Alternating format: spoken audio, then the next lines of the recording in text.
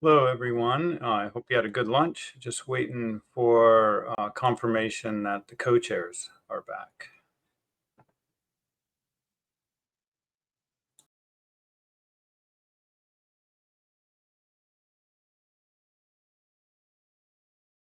Hi, I'm back. Thanks, Alan. Not a problem. Yeah, I see you had to rejoin, so you had to be given permission to use your camera and microphone again. Yeah, I temporarily lost the keys to the castle. You had them, though. They're back now. Good. Yeah, I'm back also now. Hey, Pete. I hope this timing's working out for the Alaskans, too. Not too early for y'all.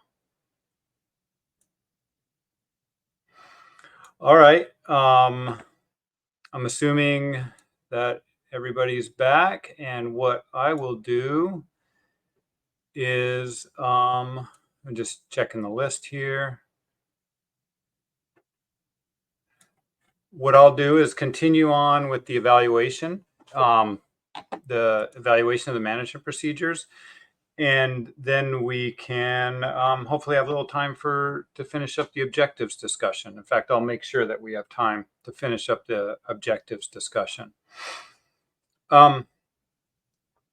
Actually, if I could get like a hands up or something like that, if you are interested in like a 5-minute tutorial of the MSE Explorer and seeing a couple of things in there, just raise your hand if you're interested, and we'll see if we get a few. We've already got a couple. Not sure if people, yeah, sounds like some people would be interested. I think we got enough. So why don't I will share my screen. And let's see if I can do this. I haven't done it from this one in a while. Applications.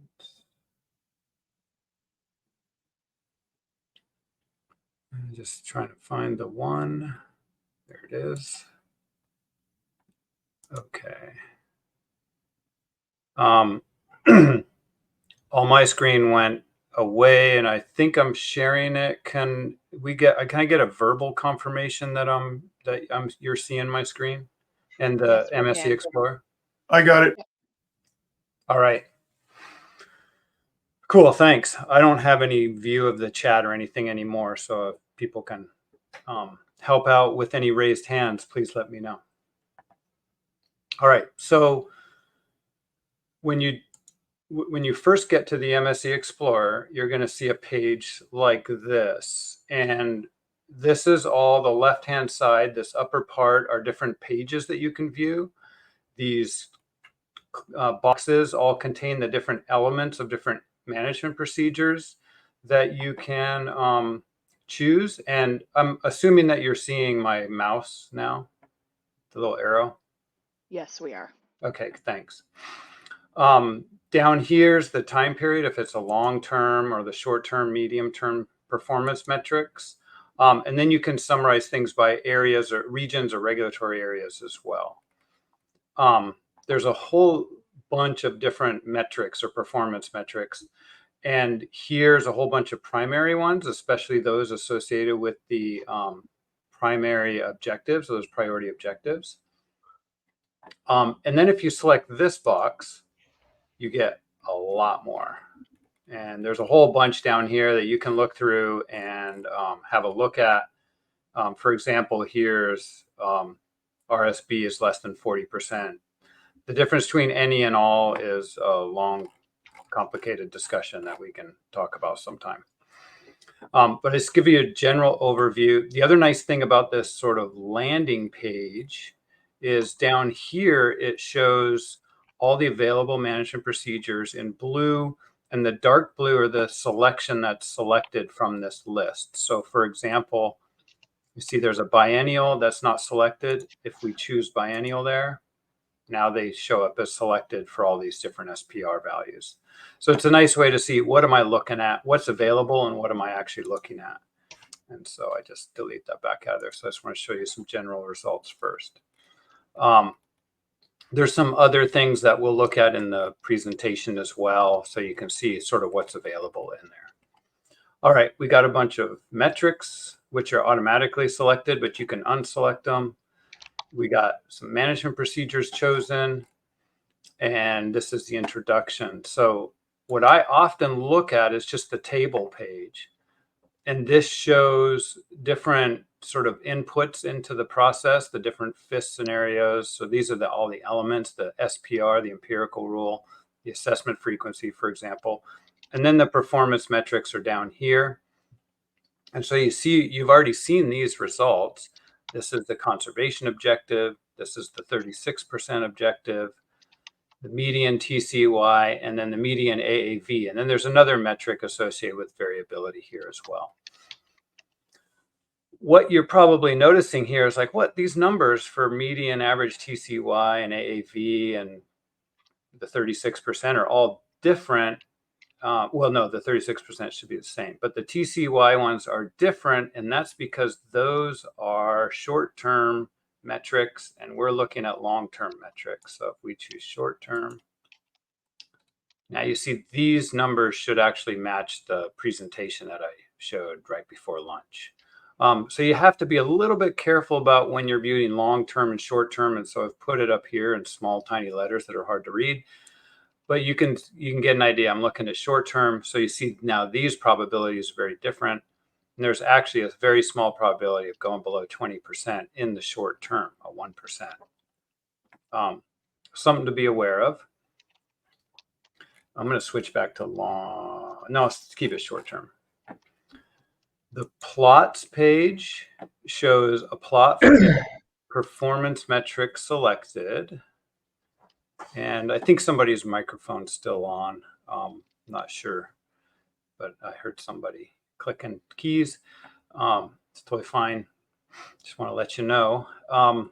But this shows the performance metrics and a plot of those performance metrics. So for example, the median average TCY, we have different combinations of elements shown by the different colors. Sometimes it's hard to decode, but you can see when we go from red to dark, blue, black, that's increasing fishing intensity. And as you would expect, the TCY increases. But this isn't a very useful way to view the results. So I'm going to zoom out a little bit to show you some stuff. And so you can check these boxes up here. I can check input SPR, and that tells it what it's categorizing over on this horizontal axis or the x-axis. And so now you can see it's split out the SPRs, and you can see the TCY declines with increasing SPR, decreasing fishing intensity. Then you see the AAV and what the AAV looks like across these different values. So something Chris wanted to see was if we plot sort of the range of these values as well. So some of these are probabilities, so they don't have a range, but the TCY has a range where we're showing the median, which is the 50th percentile, but we're also showing the 25 and 75th percentiles, and then the 5th and the 95th percentile. So from all the simulations, only 5% of the simulations are less than that lower bar, and 5 are greater than that upper bar. So that's how you would interpret that. I'm going to turn a couple off. This one's boring. This one we don't need. And so when you turn them off, it redoes the plots, and it's only showing what is relevant. I'm going to zoom back in. So here you can see what Chris and Forrest were actually asking about. What's sort of the range of TCYs realized or observed in the simulations? When you're fishing hard, that range probably goes, most of them between 25 and 115 probably. But as you reduce the fishing intensity, you see you get a little bit lower, but you get a lot lower on the upper end. You hardly realize, and this is the short term now, you hardly realize any above really 90, fishing at a SPR of 52%. And you look at the same thing for the AAV. Since this is just a statistic, you can calculate the range observed. And in some simulations, that AAV was some very large changes in the TCY. But those are rare cases. And most, 50% of the simulations occurred in the dark band. So that's a way to look at that. I just want to show you the trade-offs really quick because this is a fun one. This is where you choose to plot two metrics against each other. So you can plot on the x-axis the median average TCY, and on the vertical axis the median AAV for the TCY. And what it plots is it plots those against each other. And what you can see is as the TCY increases, the AAV also increases. And it identifies those runs, and you can see that at the difference in AAV between an SPR 43 and an SPR 46 is very large, relative. And the difference between 46, 49, and 52 is actually quite small. So it seems like as you increase the TCY by increasing fishing intensity, there's sort of this break point where all of a sudden the variability starts to increase, and that's in between 46 and 43 somewhere. And so you can do this by, it's not working for assessment frequency, unfortunately, and I have to fix that. So when I plot like biennial and triennial, it just does this mess. And you're supposed to be able to choose this, and then it separates them out, but it doesn't work. I'll show you what that's supposed to look like really quick. And that's if we look at different FIS scenarios, which I'll discuss later. Now you can see it's showing the TCY and the AAV, and it's showing different symbols for the SPRs here. And they're showing different colors for the different FIS scenarios. So it'd be so nice if it did that for assessment frequency. And so what you can see is as you go to the core block, which I'll describe later, the TCY is reduced and the AAV increases, and same for reduced core. So it just gives you an idea of the trade-off between those two variables and how that interacts with the different management procedures you're viewing. I like this plot a lot, but it can be difficult to get to look like what you want it to look like. And then just make sure you're looking at the correct term. This is short term because we're looking at the TCY and the AAV. Now the last one, the help in the MPs page are useful. That's just information about what is available. It gives some descriptions. But this whole thing with short term and long term, and what objectives are short term and what objectives are long term, always messed me up. I always did it wrong. So it created this priority objectives page, which basically this is exactly the tables that I've been presenting so far with the 4 priority objectives of the commission, and it displays them according to the proper term. So long-term metrics and short-term metrics. And so if you want to see and reproduce what I'm presenting to you in MSE Explorer, I typically just go to the priority objectives page, and it gives you the correct table for these objectives with the correct long-term and short-term metrics. And then down on the bottom, it shows some of these plots. And so you can see if you're in the red, it means that metric has failed. And so this is that 36% objective, and we're getting close with that 40%. And then it plots the TCY and the AAV with a scale starting at 0 for you to see. So sometimes these are a little bit nicer plots to look at. But they're only shown for these metrics. So whatever you choose over here doesn't matter anymore. It's only the priority metrics. All right, any questions on that? And then if not, I'll move back into the presentation. And as I said, I can't see any hands, so if someone could help me. Yeah, we have Forrest and then Chris. So Okay. Go ahead, Forrest. Yeah, thanks for the tutorial. On the AAV, the vertical scale goes like 15, 20, 25, 30, 35. And you've never clicked on any constraints, so I'm assuming that maybe if we can get back to a spot where... Is this the one you're talking about? Yeah, so the way we're supposed to read this is the average annual variability is 25%, correct? Like almost all the plots ended up about the same. Yes. Yeah, average annual variability was about 25%. And what I'm going to do is now I've plotted it for only an SPR of 43%, and then you can see the two constraints here. Okay. And so you see with the constraint, and I'll show these results in a moment, the average annual variability actually is less, which you would hope it would do.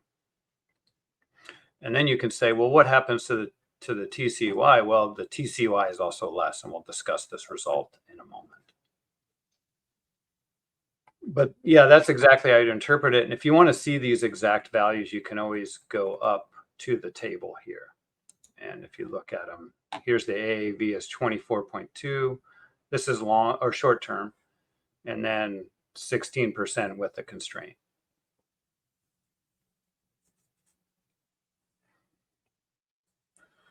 All right, was Chris next? Yes. Chris, you're up. Yeah, thanks. Two things. Just looking at this now, this is the short term, that's 4 to 13 years. So the constraints result in a big drop in the median average TCY over the short term? Yes. I'll explain that in the results in a moment. Oh, okay. I just wanted to ask, is there a way, I think you said it was in a past version of this, but is there a way in this version to look at, I think it was low PDO, high PDO, and then like average PDO or something? Can we look at that here? Is that possible, or is it only in that previous? Not in this Explorer. So the way that Explorer works is I preload all the potential runs. And so if you go to this page, these are some past runs that we did that are quite similar to the runs we've done now, a little bit different. But it gives you a good idea of this. And so this one has different scenarios in it that we can look at.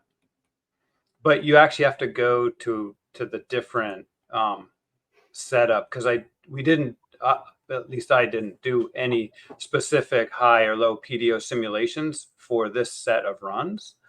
And you can't break it out unless I do the run specifically. But if the MSAB would like to see that kind of stuff, I can do that for specific management procedure combinations. So for example, I don't have the grids here, unfortunately, but here, for example, we have SPRs of only a few SPRs, only annual assessment frequency.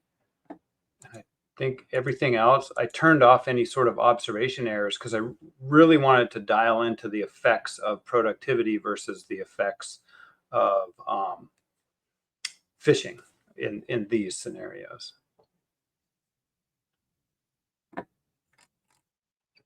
So yeah, you can always make a request to me. Anything else? Anyone else have their hand raised? I'm not seeing any hands right now, Alan. Okay, I'm going to stop sharing that. Let's see what this gets me back. Yes. Let me see, where am I? And I think that I messed up the presentation. Oh, thanks. Yeah, they're on it. They got it. Perfect. Okay, so that's fun. I really like the MSA Explorer. I use it a lot. And hopefully you find it useful too. If you ever have questions or comments or suggestions, please let me know, and I'm happy to do that. All right, so let's continue on. So where we left off was looking at assessment frequency in different SPRs. And we found that, of course, decreasing fishing intensity reduces the average TCY. AAVs were high and increased the harder you fished. And then a triennial frequency reduced the AAV by quite a bit, but still not even below 20%. So they're still quite high because of that decision-making variability. One thing that the MSAB requested at the last MSAB 19 was a look at different performance metrics. And so I presented a number of different performance metrics here. Some of these were related to trying to understand how the assessment frequency affects the AAV. So for example, say we have a triennial assessment, and so it's every third year is the assessment, and we're looking at a 10-year period. That means there's only at most 3 assessments in that 10-year period. And what if without an assessment, the TCY stayed the same, but when the assessment occurred, it took a huge jump of like 50% change? The average annual variability would be small because it's averaging over a whole bunch of small changes and a couple of big changes. That might not be a fair comparison with an annual assessment. So we just wanted to see what the difference in these performance metrics would be. So here I'm presenting the long-term probability that the spawning biomass is less than the spawning biomass in 2023, and then the short-term probability of that same thing. So this is how often does the spawning biomass go below the level we saw in 2023. And for an annual assessment, that's basically a 1 in 3, almost a 1 in 3 chance. It's a greater than 1 in 3 chance actually in the short term, as you can see here.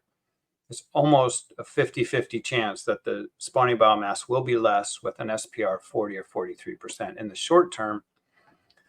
But if we want to look in the long term, getting out of these current conditions, you see it's about a 1 in 3 or 1 in 4 chance that the spawning biomass is less. The next performance metrics are AAV, and I've summarized those over the 10-year, which is commonly what we've reported. And then a new one is the 15-year AAV. And you see that it doesn't really tell much of a different story in terms of annual, biennial down here, and the triennial down there. So they're all showing the similar patterns. And so it's not adding a lot of information in my viewpoint. Maybe somebody else has a different opinion on that. The maximum change is the maximum change that the TCY change, or the maximum that a TCY changes over a 15-year period in absolute million pounds. And so when I summarize this, I'm saying, holy cow, from 1 year to the next, the maximum change in the TCY was 40 million pounds, or 36 million pounds, or 32. I'm like, that's massive change. And to be honest, it is a massive change, but it's also the maximum observed in the simulation. So it is going to be large because we've defined it as a maximum. And so it's like, okay, if you get over that change, it is informative in a way, and you can see that the changes, the maximum changes from year to year actually decline by quite a bit across the different fishing intensities, going from 40, almost 48 to down to 30. So that seems like a big difference, but again, this is a statistic based on a maximum, so it's really showing you the extremes, which are extremes and not as likely as the averages. So I find that maybe it's useful. And then a mean maximum duration where that the annual change is less than 15% over a 15-year period. So what this is, annual change is basically just the percent change from 1 year to the next. And then I look over a 15-year period and I figure out how many years in that 15-year period, how many sequential years was the change less than 15%. And what you can see is on average, it was about 2.5 for the annual assessment, and going to a biennial assessment on average, it was just around 3. And then for the triennial assessment, it was just above 3 on average. And this is across 500 simulations. That's why it's an average.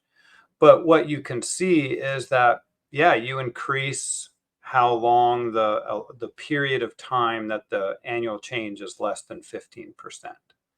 And so I find that it's a useful statistic, that is interesting nonetheless.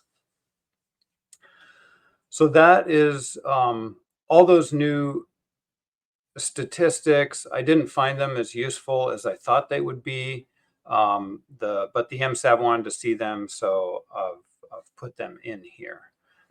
And I note, I think in the document, I had a couple of the years wrong. The presentation is correct if it looks different than in the document. I think I reported these as 10-year statistics, but they were 15s. Okay, so not a whole lot of additional information, but some information that might be useful for evaluations in addition to the priority objectives. All right, let's have a look at the constraint then. So the constraint, again, is it just constrains how much the TCY can change from year to year. And there's two options here. None is obviously no constraint. 15% up or down means the TCY cannot change more than 15% up or 15% down in 1 year to the next. It could go 15% and then 15% again, but it can't go 20 and then 15 or 20, then even 0. So that's constrained in up and down, and then 15% up is only constrained when it goes up, and there's no constraint to reduce the TCY. And that one was done as sort of a easy proxy for the slow up, fast down, or slow up, full down approach to get an idea of how this thing might work. I could code in the slow up, fast down if desired. All right, so what are we looking at? Well, Chris already noticed in my little MSE Explorer tutorial that the AAV here, and this is the annual assessment on top, and this is only for an SPR 43%. That's all the simulations we did to get an idea of it. That the AAV is reduced. It's still above 15%. You're like, well, wait, you're constraining it to 15%. How can the AAV actually be above 15%? And that's because of decision-making variability. That adds in a little bit more variability because the constraint occurs and then the decision on top of the constraint can deviate it from there. So it's a little bit above 15%. And the median TCY actually is less with the constraint. And thus that means the biomass is higher because you're taking less biomass out. The biomass tends to stay higher. So when you look at the triennial, it's even more pronounced. And to be honest, I need to go back and check these triennial runs because they're so extreme. They're really worrying me, but I feel like they are correct. I couldn't find anything wrong with them. And so I have some explanations why this occurs, but that'll take looking at some other runs without variability to get a picture of this. But the constraint lowers the TCY and lowers the AAV. So you have that trade-off, lower TCY, lower yield, but less variability in the yield as well. Oh, I see Anne-Marie, you have your hand up.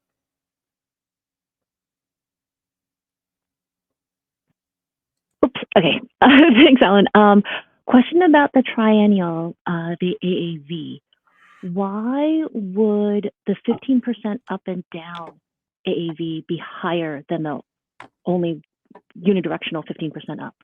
Because you'd think that, like, if the 15% down isn't constrained on the 15% up, then the variability should be higher. Yeah, I know. I'm wondering that too. I'm looking and making sure I didn't do a transcription error.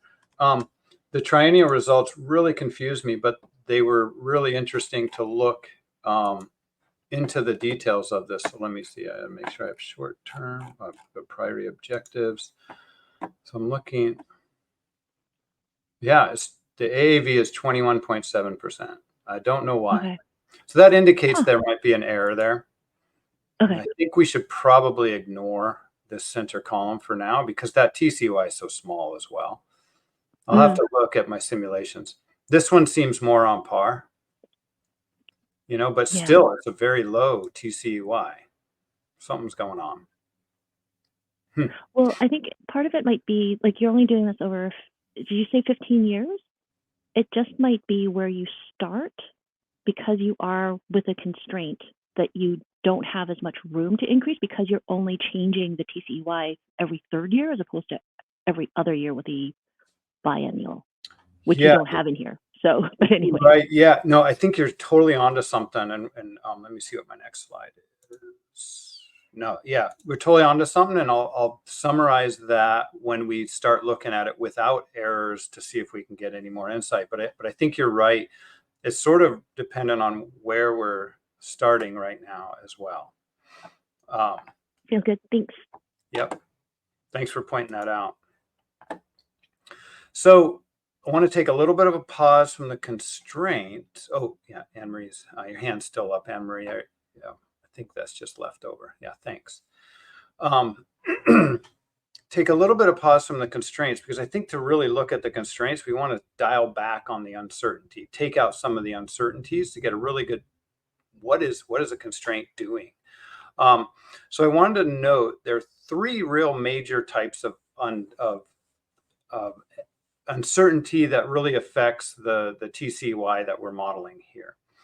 And so these three types of uncertainty I want to examine are assessment error, and that's the error on determining the TCY and what the status of the stock is. So this is the error when Dr. Stewart presents at the annual meeting. He says, oh, last year, we said this, but this assessment now says we were wrong because of that. That's just the uncertainty in the assessment based on the data going in. The FIS error is error in the uncertainty in the FIS, which is affected by the sampling rate, how many stations are sampled, where they're sampling. And because the FIS data are used in the assessment, this affects the assessment error. And we'll actually look at three different designs of the FIS that the commission has been considering recently. We'll look at those simulations here. And then finally, decision-making variability. I can simulate with or without decision-making variability. And the key with decision-making variability was this one was very difficult to decide how to model, because one, we're trying to model human behavior, which, as we all know, is very unpredictable. So what we did is we looked at what have the decisions been in the last, say, 10 to 12 years, and then we tried to base it off that. But that means we've been looking at a period of time with relatively low spawning biomass. We don't know how decisions will be made when TCYs are up at 100 million pounds. I think somebody mentioned earlier today, they were trying to dial back on the increases in the TCY. Maybe they would do that. Maybe around 60 million pounds, they might deviate above or less. I don't know. So we made a very simple assumption just to introduce variability. It says it's a normal distribution around the reference TCY. So if the management procedure says 50 million pounds, then it has a standard deviation of 7 million pounds, which means it can be plus or minus about 10 to 14 million pounds, regardless of what the TCY is. So there might be better ways to do that, but we just couldn't justify a real in-depth way to do that. So my way of saying decision-making variability is difficult to model, but it's important, as we'll see. Okay, so the FIS designs. We have 4 designs labeled here, but we only simulate 3 because the base design is really the ideal sampling approach. It was what was assumed previous in the MSE simulations, but it's also not likely to be used in the future. It's just a huge design that doesn't have revenue neutrality, and so there's some concerns there. So the commission has now, been using more of what's called a base block design, and that's sampling in all the IPHC regulatory areas, but not all charter regions within the regulatory areas are sampled every year. And so it doesn't sample all the potential stations in a regulatory area every year, but it rotates through a bunch of them. So that every 1 to 5 years, the entire regulatory area is sampled. So it's an unbiased design in the design sense, but isn't sampling all the areas. So it has a slightly increased variability about it. Now the core and the reduced core designs are where they do not sample all IPHC regulatory areas. And so there's some areas that are left unsurveyed, which can result in biases. And we've introduced some biases in that sense. There's more description of how this was implemented in the MSE in the document. I don't want to go too much into that here because that's a lot of details, but just basically think base block moving to core is less certainty, and then moving to reduced core is even less certainty again, or more uncertainty. We've used a lot of different work to parameterize this from the space-time model and the assessment simulations, and that's all fed into this MSE.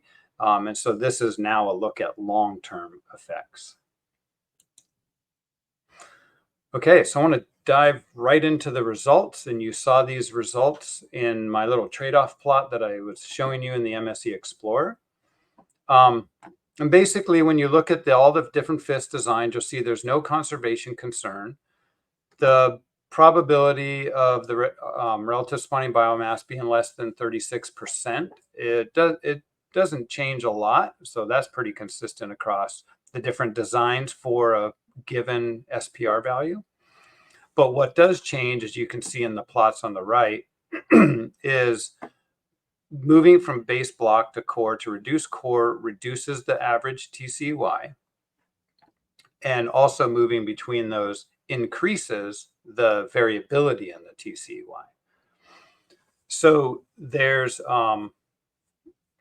so it's a the less certain your design is, the lower the TCY and the more variability in the TCY from year to year. So an expected result.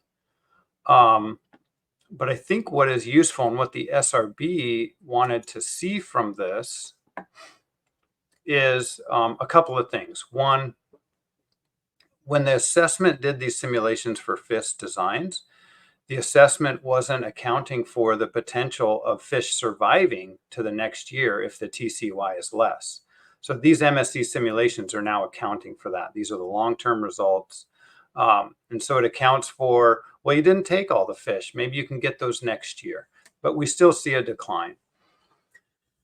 And so with an SPR 43%, the median average TCY declined by almost 500,000 pounds, moving from the base block to the core design, and almost another 500 or 500,000 pounds moving to the reduced core. So that's about 900,000 pounds going from the base block to the reduced core design. And if you equate that to $6 a pound, that's $2.7 million coast-wide for each 450,000 pound reduction. And it's interesting is that at lower fishing intensities, the actual reduction was about the same amount of poundage. It didn't change a whole lot across the range of SPRs that we examined. So, so the SPR wanted that to be put in sort of economic terms, because it gets at the point is like, well, we are striving for revenue neutrality, but if we're in these low spawning biomass, low catch rate scenarios, maybe the FIS does need some supplemental funding. And is there a benefit to providing some funds to the FIS in terms of return in the economics of the fishery? So we're working on the best ways to present it, but this is how we have it presented so far. Go ahead, Chris. Thanks, Dr. Hicks. You may have already mentioned this, or it may have, and I missed it, or it may be in the paper and I missed it, but could we just be clear on when we talk about assessment frequency? Obviously, you understand what annual means. Biennial and triennial, what happens in the years when there isn't an assessment? Like I say, you might have already clarified that and I missed it or something, but how are decisions made? Yeah, so no, it's good to clarify these things. There's so many moving parts to these. Just feel free to stop me at any time and describe something. So let's talk about a triennial assessment frequency. That's one we've been focusing on. So that means an assessment happens every third year. So let's say in year one, there's an assessment, use the SPR, it determines a TCY, as we've always done at every annual meeting, and everything works as normal. We get into year two, Dr. Stewart goes hunting for 3 months, doesn't do a stock assessment, and we get to the annual meeting, and he's like, okay, I'm going to present you all the data and any updates to the research, and this is what I've been doing. But I don't have a stock assessment to tell you what the reference TCY is. And so he says, but the 032 WPUE decreased by 5%. And therefore, we're going to use this empirical rule, and we're going to decrease the TCY by 5% based on previous year. And that's the new reference TCY going into the annual meeting. So basically, when there's no assessment, it uses the actual observation of the FIS, how much it increased or decreased, and then applies that to the TCY as a reference. And that's totally fine. We call that the estimation process. And then that is what just comes out. And then we get back 3 years later, and then we do a stock assessment, and we have that SPR, we have the integration of all those data, and then we base the TCY based on that. And that's sort of like, you can think of it as resetting this empirical rule. Does that make sense, Chris? Yeah, I understand. So that would happen in year 2 and year 3, and then year 4, you'd be back to an assessment. Yep. My question would be, at what level do you apply the FIS results? For example, we know is it at the coastwide? Is it the regional? Is it the regulatory area? Given the fact this commission has made, the secretary has made the point in the past that there's no biological basis for the regulatory areas. So at what level would it be applied? This would all be applied at the coastwide level, because we're only talking about management procedures at the coastwide level. We could do things at the regulatory area level as well. That's up to the commission. We could do things at the regional level as well. And with just the FIS and no assessment, we've thought about that as also. And another thing that I've been thinking of is this empirical rule uses 032 WPUE. Some of these results hint that there's a little mismatch between the TCY and the 032 WPUE, and maybe in all sizes might be a better metric. I don't know. That's something we could test, though, so we can change the empirical rule to be anything we want. I did a few runs with a fixed TCY. So in non-assessment years, it just stays the same it was in the previous year. And then that assessment has to adjust it. And that's a pretty interesting result as well. Okay, so in there, it would rely on the time-space model results, because of not every area or location is surveyed every year under the base block. Okay. Yeah, that's a good point, is that the space-time model can fill in those missing areas and always get a coastwide estimate. But that coastwide estimate is going to start to get biased if we're not surveying all the areas over time. It increases the variance of it and all sorts of issues as well. So it's certainly an interesting set of simulations to do, and something I think is important for the MSAB if they do recommend moving towards a triennial type or even a biennial assessment frequency. Lynn, you had your hand up. Is there, did I answer you? I hope I answered your question. If not, feel free to chime in. Your answers to the previous question got at the heart of what I was going to ask about. Okay. Thanks, Lynn. Okay, so we talked about sort of the potential economic value of moving between these designs, but we've been pointing out too, there's a real non-economic value to the FIS. Sure, all of you are aware of it. That's probably one of the things you look forward to. When are the FIS results coming out? What did they see this year? So besides being used in the stock assessment or an empirical rule to drive the coastwide TCY, the FIS is often looked at when making decisions. It's looked at what are the trends in certain areas. Are they going down or up? If the coastwide's going down, but some area 3B is going up, maybe that influences how the allocation is done. A lot of people, stakeholders, fishermen compare those FIS trends to fishery-dependent trends like the CPUE and stuff like that. And they say, oh, yeah, it does match, or no, it's different. This is why it's different. We're fishing in different areas or catching different size fish or whatever. But in general, the FIS is just generally useful to understanding demographics, trends, and biology. And we mention this for two reasons. One reason is the FIS really has to occur every year because There's so much dependency on the FIS that missing a year with the FIS is likely going to cause some discontinuities that would be disruptive to the process. And then the second reason is that if certain areas are not surveyed, say 4B hasn't been surveyed in 5 years, people are interested in what the trend in 4B is, and we don't know anymore. And it's more than just what goes into the stock assessment for a coast-wide index. I think there's a lot of interest from different stakeholders and users of the resource in what the trend in these certain areas is. So a number of different importances of the FIS that we really can't translate into dollars or even coast-wide TCY. Okay, so that's the summary of the FIS design allocation evaluation. And as noted, we can continue doing this FIS design evaluations into the future. And I was actually expecting to, but I got a little bit more work done than I expected this summer.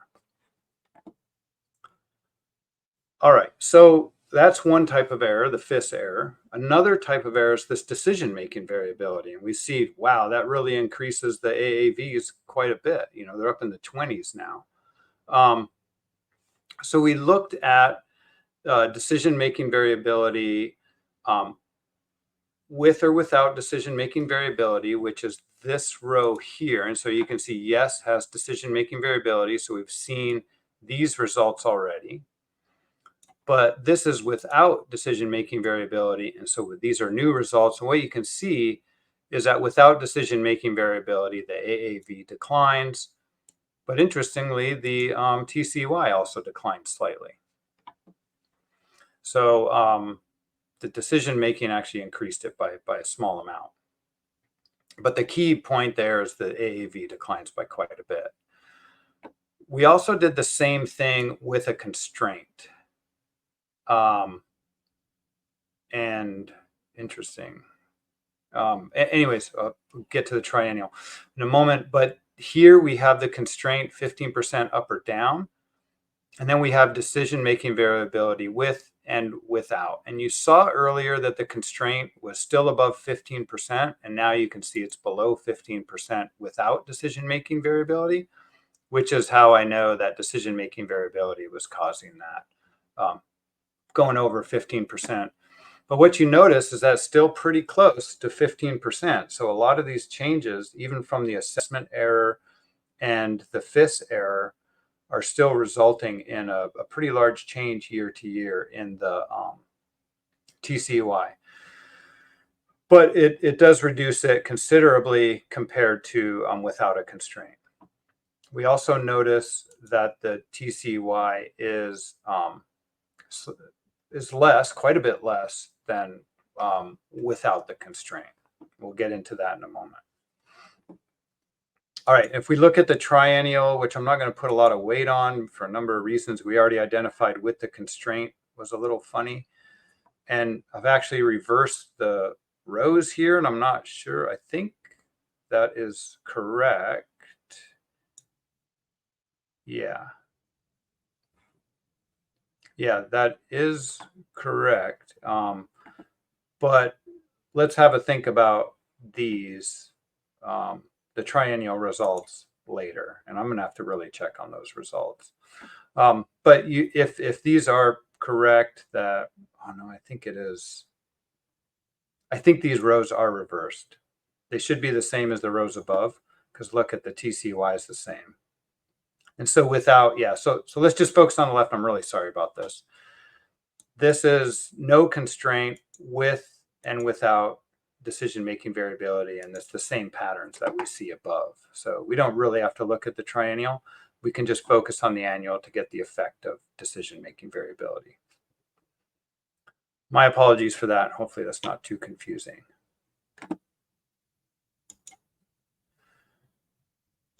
So I want to go into a little bit into the insight on the constraint and some things going on here. One, I think Anne-Marie was onto something in that we're starting in a low point. And with a constraint, it's not allowing the TCY to increase, which does allow the spawning biomass to increase. But with the constraint, whenever the TCY is at low levels, a 15% increase of a low TCY is a lot less than a 15% increase of a high TCY. And the same with going down. So I think what's really happening is that when you're at a low TCY, it's more difficult to increase because it can only take small steps. In other words, when at a low TCY, it takes longer to get to the larger TCYs. When you're a large TCY, you can get to a low TCY a lot faster because it's a percent constraint. And then I can't remember what that second bullet point means there, but it was a really good insight, I promise you. Yeah, and so that's getting at why is this triennial so much lower in the TCY?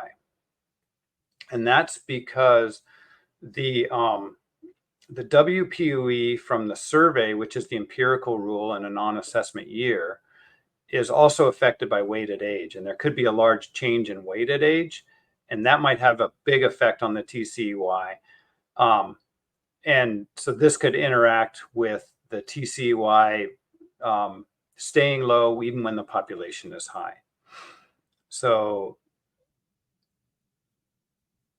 yeah, and I think, yeah, Anne-Marie, you're onto something too, is that the annual assessment it's reduced just slightly, but the annual assessment is really using the assessment. So there's something going on with the WPUE there as well. The TCY can change every year with the triennial as well. It's just it's dependent on the FIS WPUE. So some interaction with the WPUE there. But the second point is, why didn't 15% up work better? You know, and I think it's the same concept, is that when it was in low values, it couldn't increase out of those low values very quickly. So it tended to stay low more often than it stayed high. And so I think this is the problem, is that if the population's increasing, it can't keep up with the increase in the population. And so it goes slow. And then productivity is a big factor in here. So productivity might actually bring it back down. And then it never got to those realized high TCYs that could have been realized before different survival and other things kicked in. So it's a really interesting result. Would probably take, you know, me a little bit more time looking into some very specifics, but I think that is what is happening here, is that the constraint is constraining, and it's actually more constraining when at a low TCY. All right, I'm going to pause, take a drink there, because that was probably very confusing. And that's understandable that is confusing, because there's a lot of interaction going on here. And that's why it's nice to start taking away different sources of error and having a look at these things.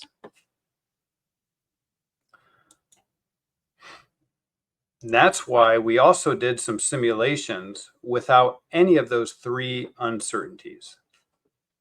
And a reminder, those three uncertainties were assessment, FIS, and decision-making uncertainty. So now we've taken all those away, and we've said the assessment knows what the proper TCY should be, saying the data is perfect. The FIS knows the proper biomass out there, and they follow the management procedure exactly. So what I have are the three uncertainties. Yes, they're included, or no, they're not included. And what you can see is the TCY stays about the same. But look at the AAV. Now we've gone to about 6.2% AAV.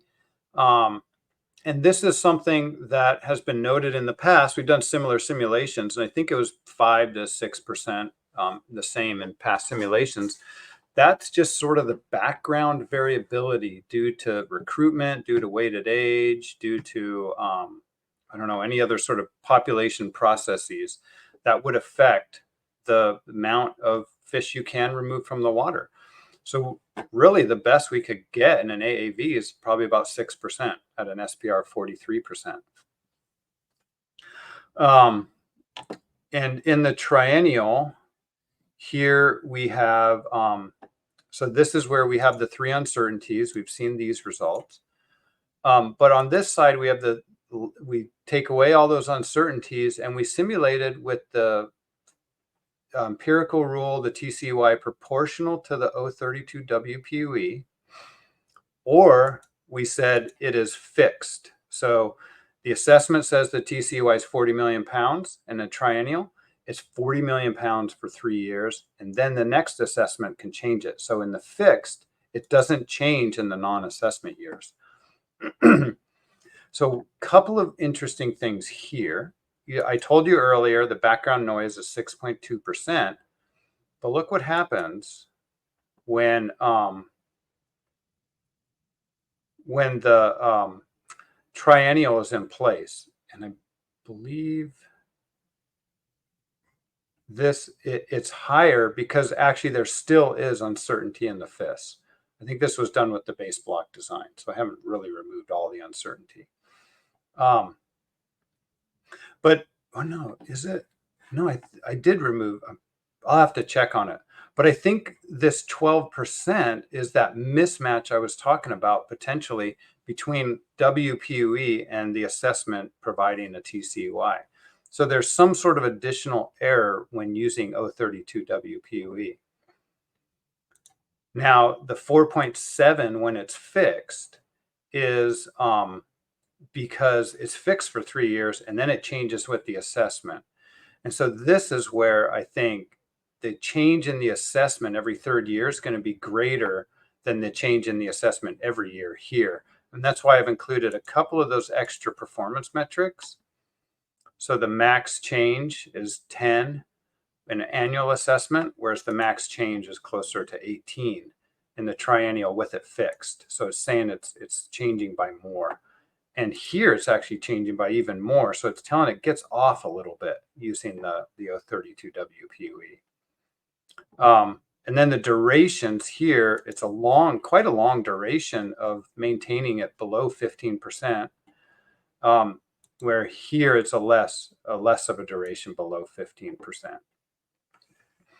So a couple of takeaways from this slide is that without these errors, these uncertainties, you really get to see the performance of the management procedure, but you can't really evaluate the management procedures based on these because these uncertainties are part of the system. So we can't ignore them, but it's a nice way to get some insight into what's really going on behind the scenes.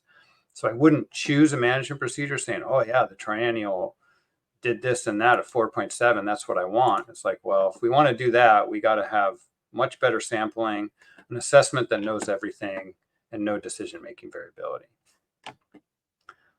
But I find them useful to understand. Okay, so now I've probably really got everybody confused because that was really literally a fire hose of information being spit at you. And I totally understand that there's a lot to get through here. That was a lot of information, but I want to spend, I think, 2 slides here sort of summarizing my main takeaways from all this evaluation. And so across all of these management procedures, actually, we found no conservation concern. And that was because we had a control rule, a 30-20 control rule in there, sort of controlling the fishing intensity when the spawning biomass got low. An SPR near 39% would result in a median relative spawning biomass of 36%. So if we really wanted that objective, that RSB 36% objective to be a target objective, we would have to fish at an SPR 39%. Increase an SPR of 1%, which means reducing fishing intensity, resulted in an approximate 1.3 million pound decrease in the TCY. So as we reduce fishing intensity, TCY decreases. AAVs were higher than previous simulations because there's a lot more uncertainty in the FIS and thus the assessment, and there's also decision-making variability. And a 15% constraint actually reduced the TCY, but reduced the AAV as well. And we're hypothesizing that there's a slower increase from low TCY tends to keep the TCY lower on average. So we can't realize those high values. Furthermore, the triennial assessment frequency resulted in an increased TCY and a reduced AAV with all those uncertainties simulated in there, of course. And I say that also occurred without decision-making variability, which I'm not sure is entirely true. Oh no, without decision-making variability, it was true that that was the case, because that is something we can do or not, decision-making variability. But when I removed all of the uncertainties, it wasn't quite the case. But then again, that constraint needs more investigation in the triennial to understand what's really going on there. But the triennial seemed to have a win-win, increased TCY and reduced AAV, and the SRB actually put in a paragraph where they accepted that there are significant benefits of moving to the triennial, and there's no cost in terms of lost yield or increased interannual variability in the TCY. And then finally, I want to finish off that, decision-making variability is really important to the IPHC process. We talked about the flexibility of the commission, but we've noted here decision-making variability increases variability in the process as well. And it's very difficult to determine how to model because we really don't know how the decision-making will go in the future. It could depend on where you are with spawning biomass. It could depend on who the commissioners are. It could depend on who the people on the different boards are and their influence on the decisions. So a lot of uncertainty in this, but at least in this model, we have some uncertainty. And a key point to the commissioners is that they want to retain that flexibility. Therefore, the harvest strategy policy is developed with decision-making variability to defend their flexibility in decisions.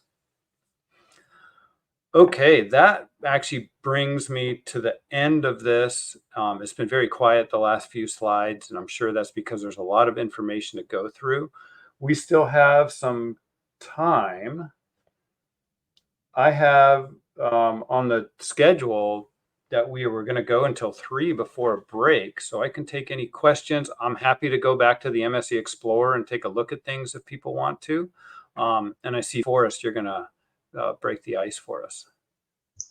I am. So when you're right here on this slide, when you're talking decision-making variability, are you looking at both scale and distribution, or just distribution and assuming whatever the term is we're using, the empirical rule, and there's no input on the scale side? The decision-making variability that I'm talking about here is on the coast-wide TCY. And so that's all that I'm referring to here. We do have variability on distribution, but it's really on the management procedure says the TCY should be 48 million pounds, and the commission decides that it should be 35 million pounds. Or the management procedure says in another year, it says that it should be 53 million pounds, and the commission says, no, we're going to go 55 million pounds. So it's just saying how much they depart from the coast-wide TCY as determined by the management procedure, which is what we're calling the reference TCY. And then, so the loss in yield that we were seeing in coast-wide TCY was the decision-making variability, and some of that is because depending on the makeup of the commissioners, they may be more precautionary than the management procedure calls for. But the trade-off could be that we might end up at lower levels overall or hit the ramp or something like that if we didn't tap on the brakes. Well, actually, what these results are showing is that with decision-making variability here, the TCY was slightly higher than without decision-making variability. But the AAV was also higher with decision-making variability. And so it's a small amount, but this decision, the way I'm modeling decision-making variability is the commissioners are unbiased, you might say, in whether they go above or below. So they're not always acting precautionary. They're sometimes acting a little more risky because I didn't know which way. If the commission was, or decision-making variability was always in a precautionary direction, then yeah, the TCYs would be much lower and the AVs would be much lower as well. But the result, and I can't explain why the TCY is slightly more, and it might be that when they go on the when they depart downward, maybe that saves some fish for the future, and then they go upward sometimes too. But it could also just be in the rounding error. It's pretty close. Thanks for that clarification. Yeah, it's an interesting result nonetheless.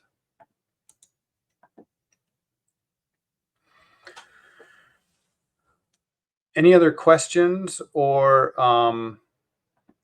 any things people want to look at? Yeah, Lynn.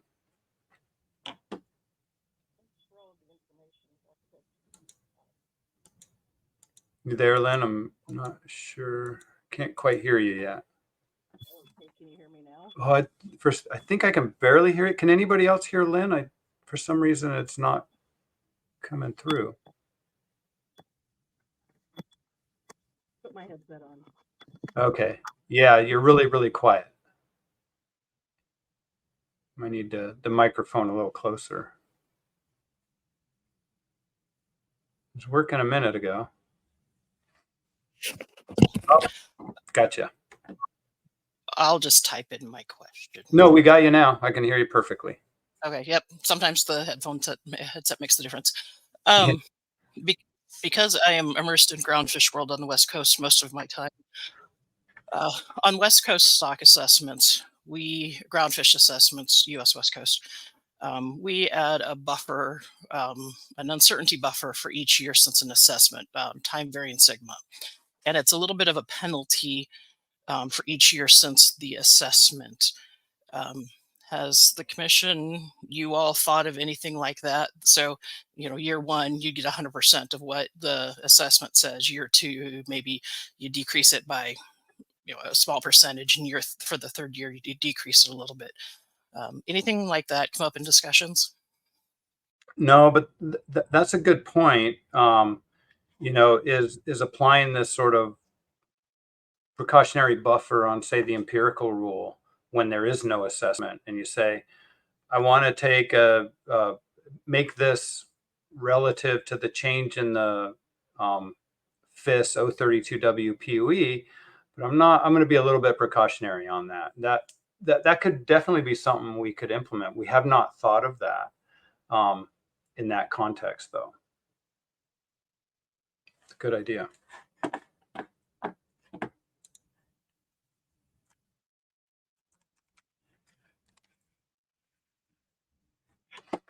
Any other questions on the results or want to look at anything in particular on the Explorer? I don't think this is a threat, but if you don't ask any more questions, we can jump right into objectives again and finish that discussion.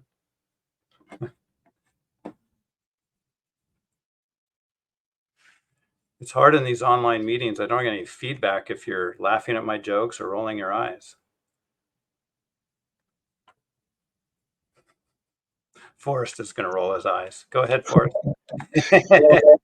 Maybe we can do both because I think it was Chris that suggested that we look at B40 and SPR 46. So maybe we could contrast that on the Explorer with Sure. 43, and maybe that would get us rolling on an objective conversation again. Yep. Whoa, wait. Sorry. I'll bring that up one here. Let me just see.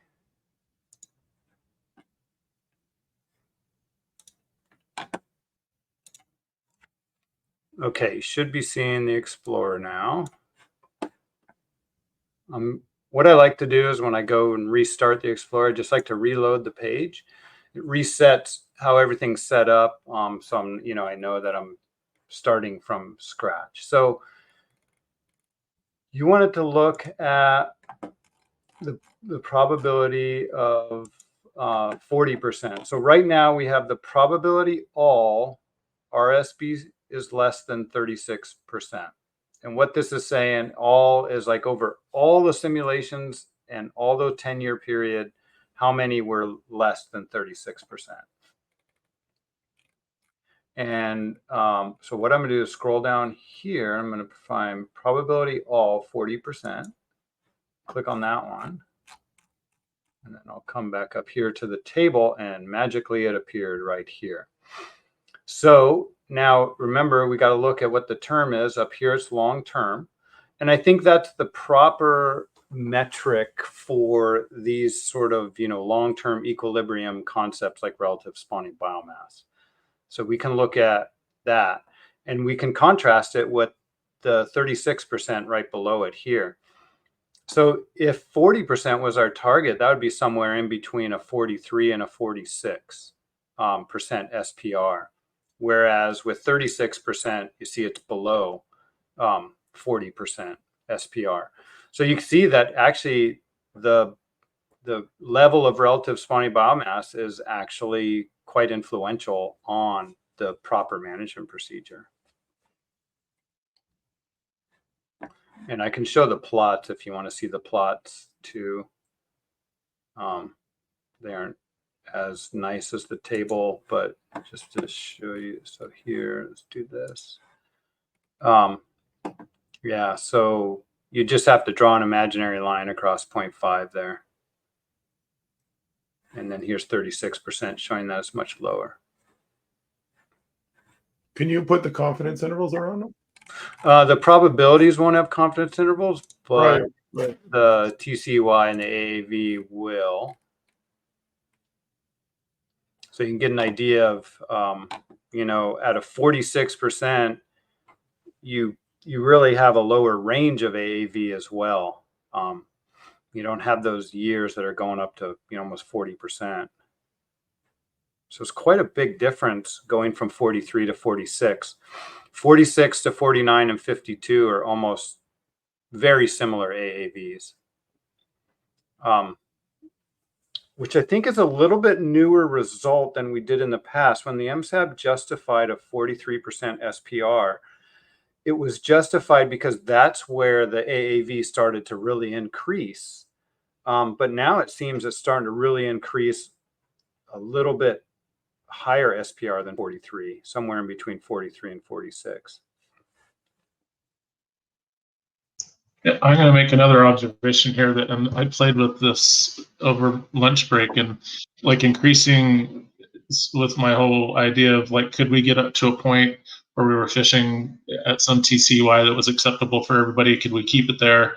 And I'm not seeing the results telling me that, because backing off on the SPR and fishing at less intensity, like at 52 or something like that, didn't seem to keep us from going down any further than some of the other fishing intensities. Am I misinterpreting that? No, I mean, that's what it does look like here, because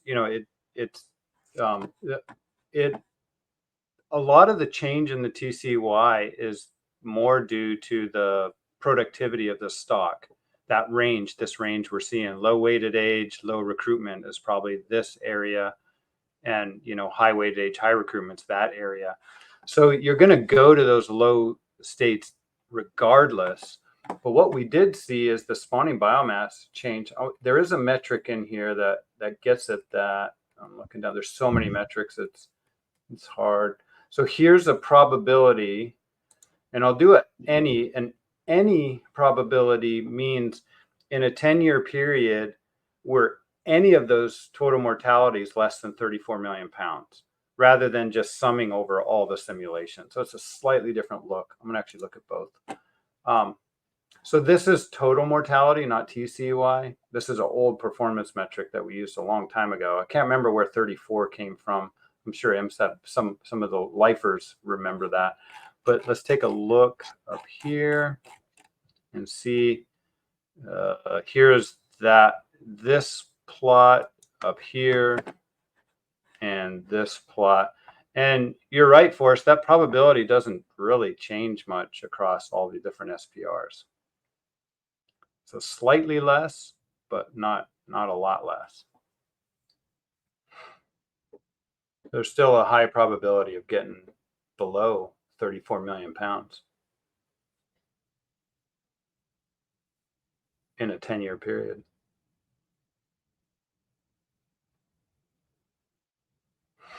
Yeah, so yeah, the any means in a 10-year period. So it's showing you how much it can vary within a 10-year period.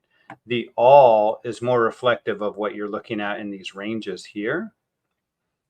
And it's actually showing a slight increase, which you would expect because these numbers are getting a little lower in the median TCY. So I would agree with you, Forrest, that that probability is not changing a lot over these different SPRs, and shows you how much it's being driven by the environment, the productivity.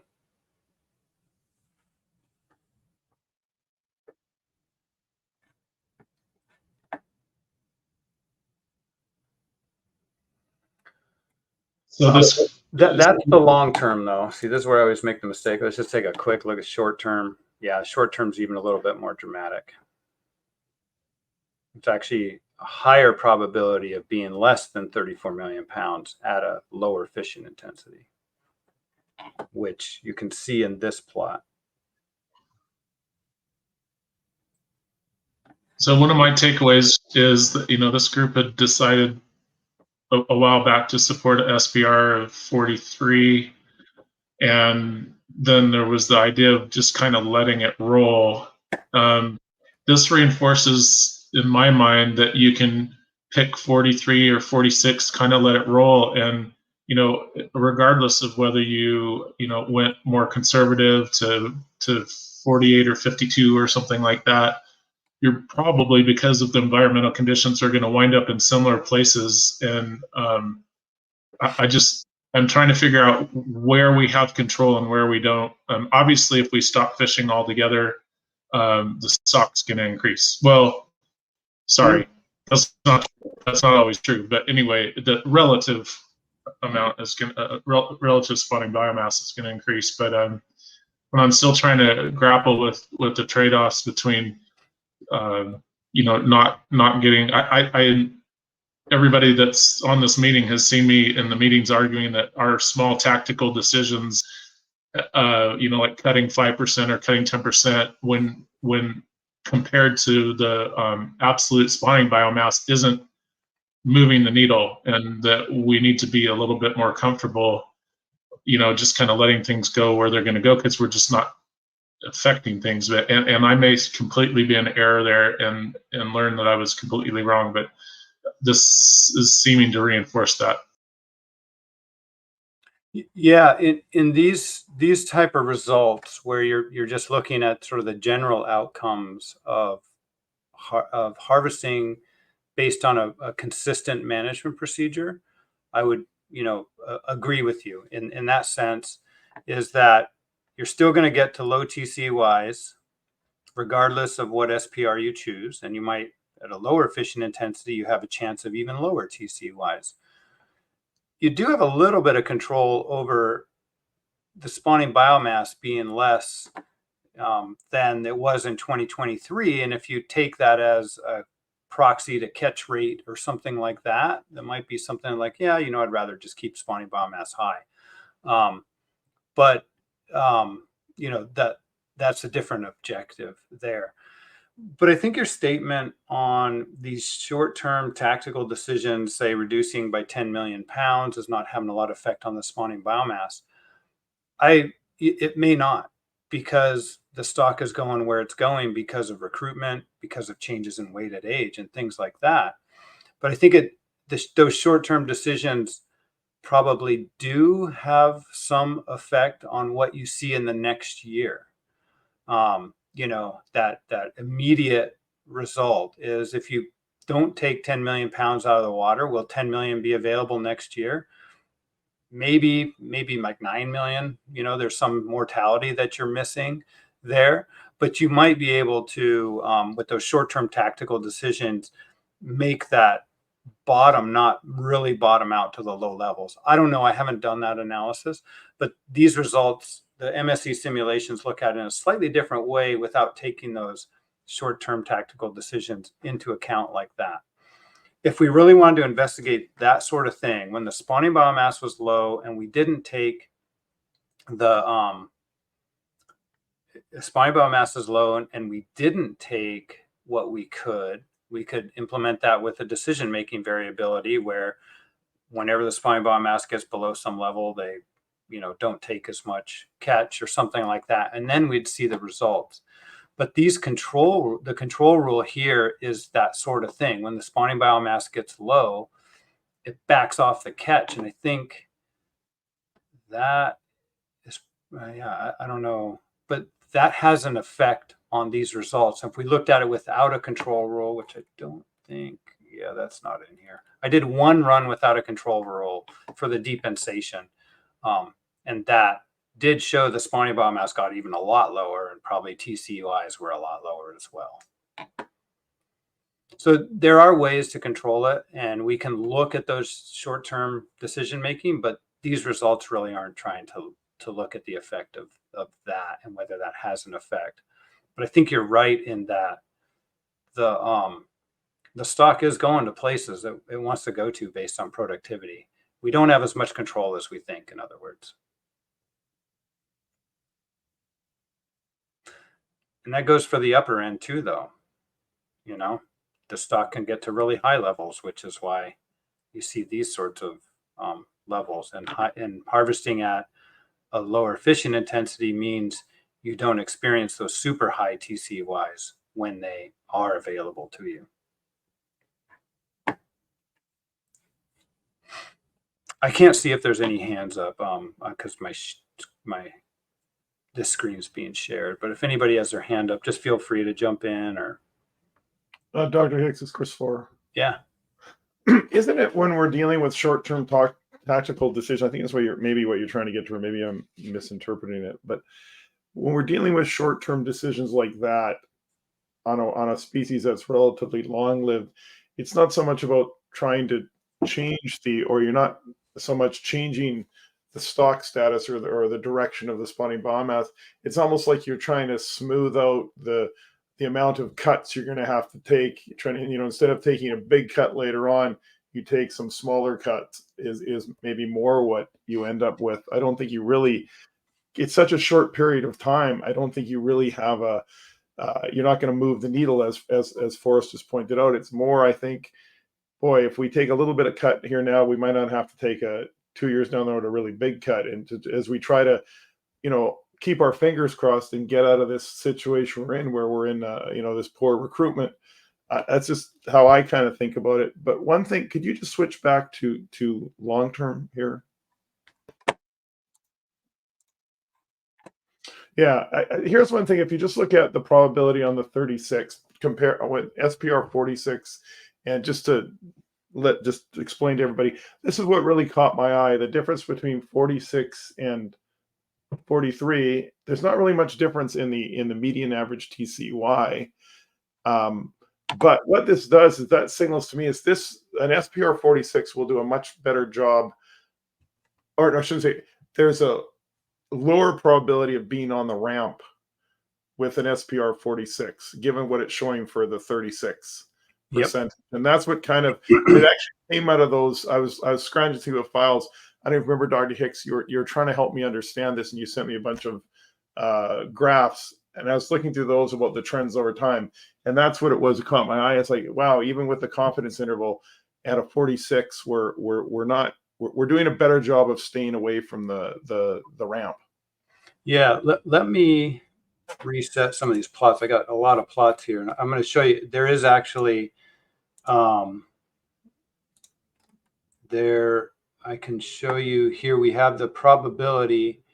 I'll do any that would be on the ramp. So that's in how often would we be on the ramp in a 10-year period. And then I think I have a couple more down here. Let me get rid of these for right now. Okay, so here we go. So yeah, let me bring all this. No, I think this is fine. So here we have the probability. No, I need to make it consistent. I'm sorry about that. just do this one, because this is what you were looking at. Yeah. So it's still a pretty small probability you're on the ramp at a 43, but it does increase to 43, and then by 40 you're starting to get on the ramp maybe 5 or so percent of the time. But it shows you how sensitive, because we have all 40% here, all 36% here, and these probabilities are like up in the 20%. You're less than 36%, but you're hardly ever below 30%. So it's a pretty narrow range of that relative spawning biomass, because that's the way the SPR works. It's trying to keep you at a relative spawning biomass. So we're not going onto the ramp a whole lot, but it is useful to look at it from your point of view. Is how often are you below like the 36% or even the 40% threshold? And that changes a lot between 43 and 46. Can you change it to the short term to see what that does? Yeah. And so those Okay, probabilities real are greater. change. Yeah, those probabilities are greater because we're starting at a low point rather than integrating over all possible states. But yeah, so both Forrest and Chris, this is, I'm so happy to hear you say that, to be honest. This is why I created this tool, because I want people to be able to investigate things from their points of view and come up with their points of view. We heard Forrest say, look, we're still going to get to those low levels. We're still going to experience low TCYs, and we'll probably experience it more often with a lower fishing intensity. But then, you know, we're also seeing with the higher fishing or lower fishing intensity, we're not going below these relative spawning biomass levels as much. Or we could even look at an absolute value, which is this spawning biomass here, less than 2023, and that changes slightly over time as well. Those are the sorts of trade-offs and the sort of different objectives, different points of views that we have to consider when making these recommendations. And Dr. Hicks, you don't have a constraint overlaid on this, and there's been a lot of interest in, 15% up or down, and what does that do? So the red dot now is the 15% up or down. And so you can see how that affects it. It's pretty interesting because it keeps it above 30% more often, but less than 40 and 36% more often, and lowers the TCUI. So it looks like it's actually reducing the variability on the relative spawning biomass. It also changes the range of TCYs. You can see it actually goes super low, again, supporting that idea that once it gets low, it has a harder time climbing out of it, which is really interesting. But there must be a counter effect that it can't, when it's high, it can bring the population super low as well because it's staying high. It's so complicated. I tend to look for the reasons why, but really in the MSE evaluation, you're just looking at the performance metric and seeing what best meets your objectives. Sometimes you don't need to know why.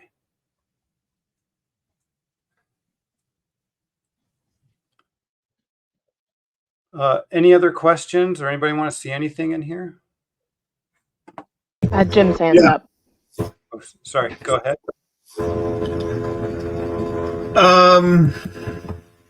So I wanted to circle back a little bit on this. I think I forget who said it. It might have been Chris, might have been Forrest.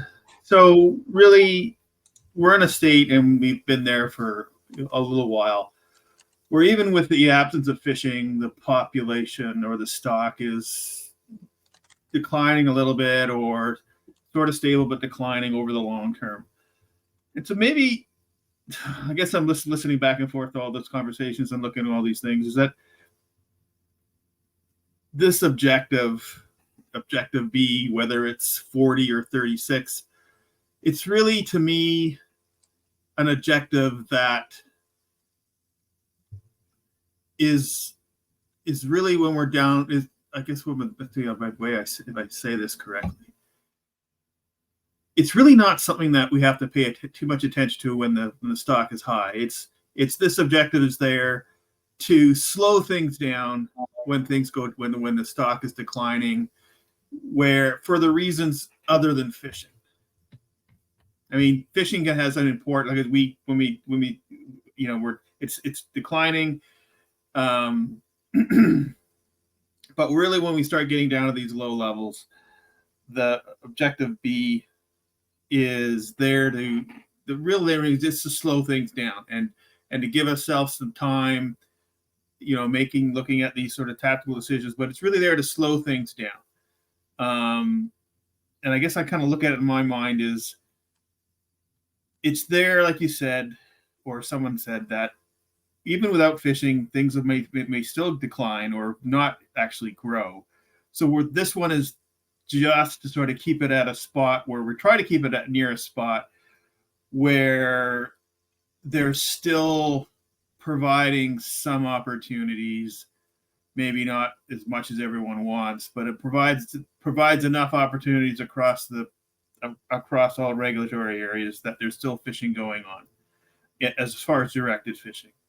And whether it's 36 or 40, what provides kind of that bigger buffer for that? That's kind of how I'm sort of looking at this. And I don't know if that if that's made any sense, but I just see this as this is the objective for when things are not great as far as high stock value, high productivity in that. And this is kind of where we're trying to keep things as long as keep it at a level for as long as possible. So we still have fishing directed fishing opportunities while we're waiting for the stock to start to regrow based on recruitment or change of weighted age, which is a really longer time frame than recruitment. Anyways, I don't know if that makes sense. Yeah, Jim, I would actually argue that an objective based on an absolute spawning biomass would do better at that because it would maintain amount of spawning biomass out there to provide that opportunity. And then what relative spawning biomass removes the effect of the environment and, the recruitment and the weighted age. So the way that I view this objective relative spawning biomass, 36%, 40%, whatever it is because it's a dynamic calculation.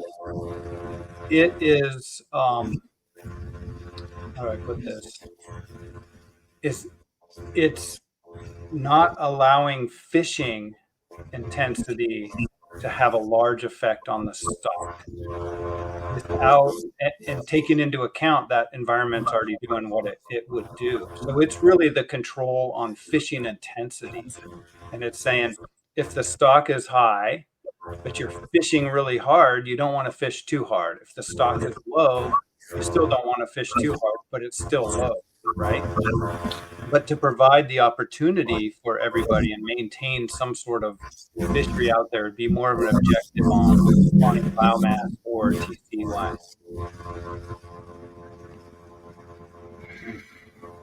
I get that point. I'm just in my head I'm sort of thinking of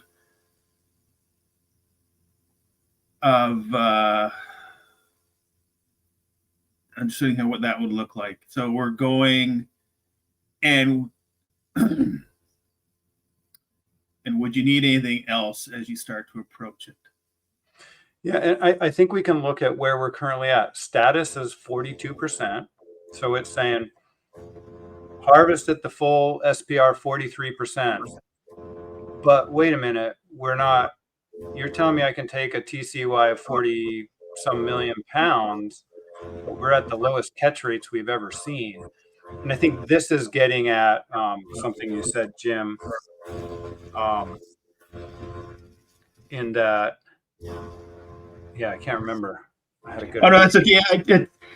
It's this, when you do it, this sort of equilibrium or dynamic equilibrium sort of fish biomass, right? that number changes as your perception of productivity changes, and so Yep. it goes up and down, and so you can have low productivity where your potential limit reference point is 40% lower than it was when it was the productivity was higher and the stock was higher, and so why would you still fish? I mean, but there's always these trade-offs for those things about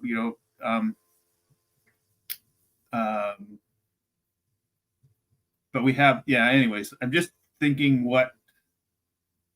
without adding an objective, what would be better? Or is it just at an SPC, basically when you get down to certain levels or whatever we determine that is, you just shift your SPR to a much less in fishing intensity. I don't know. But I think we got to land on something because we're kind of going in circles here. I mean, I think it's a good discussion. Yeah. We are going in circles, and we have done for a little while.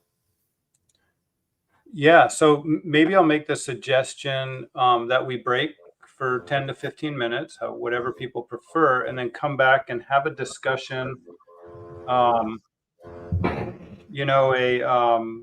finish up the discussion on the objectives, noting that it would be nice to have a really quick review. We could probably do that in less than 15 minutes, but it'd be really good to hash out a significant portion of the report tonight and get all this stuff down in the report. But I agree with you, Jim. It's time now at the end of the day to get this stuff out and hash it out and figure out where we're going to move forward so that we can continue the agenda tomorrow. Would a 10-minute break be okay with people? Maybe come back at, well, I guess let's come back at 3:25 if that's okay with people.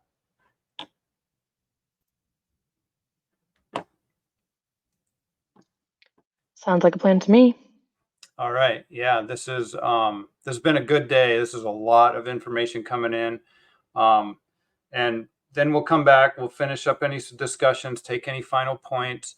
And then there's still the chance to, really draft these paragraphs into the report. I have a lot of paragraphs pre-written, which will hopefully help the report writing go a little bit faster. But yeah, if you have any sort of sentence or something you'd like to see in the report, just draft that out, and so to make the process go a little easier. All right, we'll see you at 3:25. Thanks, everyone.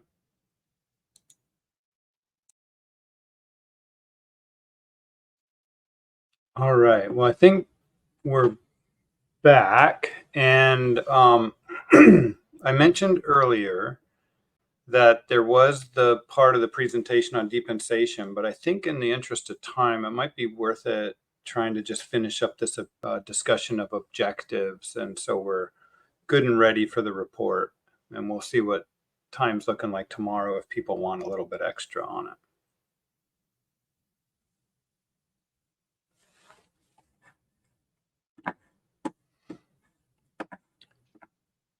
Yeah, I would agree with that. If I could bring up presentation 06 again, just in case we need it, that would be great. And then that means we're done with that presentation. I'll just jump ahead to some of the general recommendations. And, in the some of the things that we're thinking about is that objective B, that general objective 2.1 or B. If the MSAB has any recommendation of further analysis to support the development of the harvest strategy policy in terms of these MSE simulations, request any further analysis to be provided to the commission at the upcoming annual meeting or at MSAB020, which we still have yet to talk about when that would occur. And then last potential recommendation is this general objective related to optimizing yield. So I think that's where we're at, and I'm not sure how we want to continue this discussion. we'll go into draft report writing, and there's a number of paragraphs we can do to try to capture this discussion. But co-chairs, is there anything you wanted to lead off with from your observations from today before we just open the floor?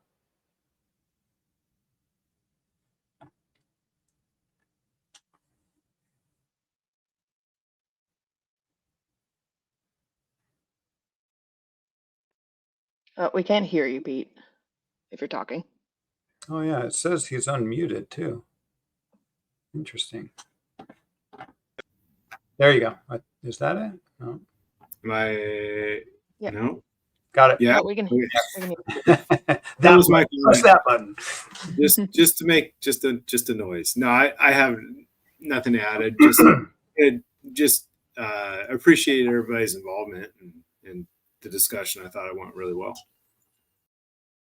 Yeah, I'd echo what Pete said. I think let's dive into seeing if we can kind of tie a bow on these objective discussions.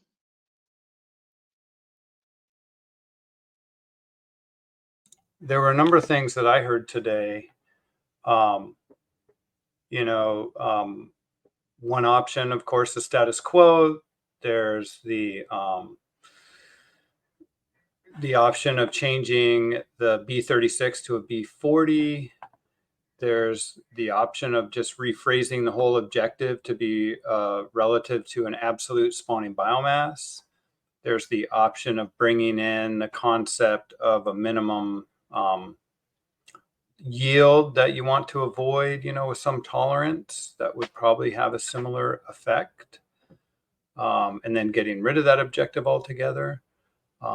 So yeah, I just want to open the floor and see if anybody has any suggestions or insights.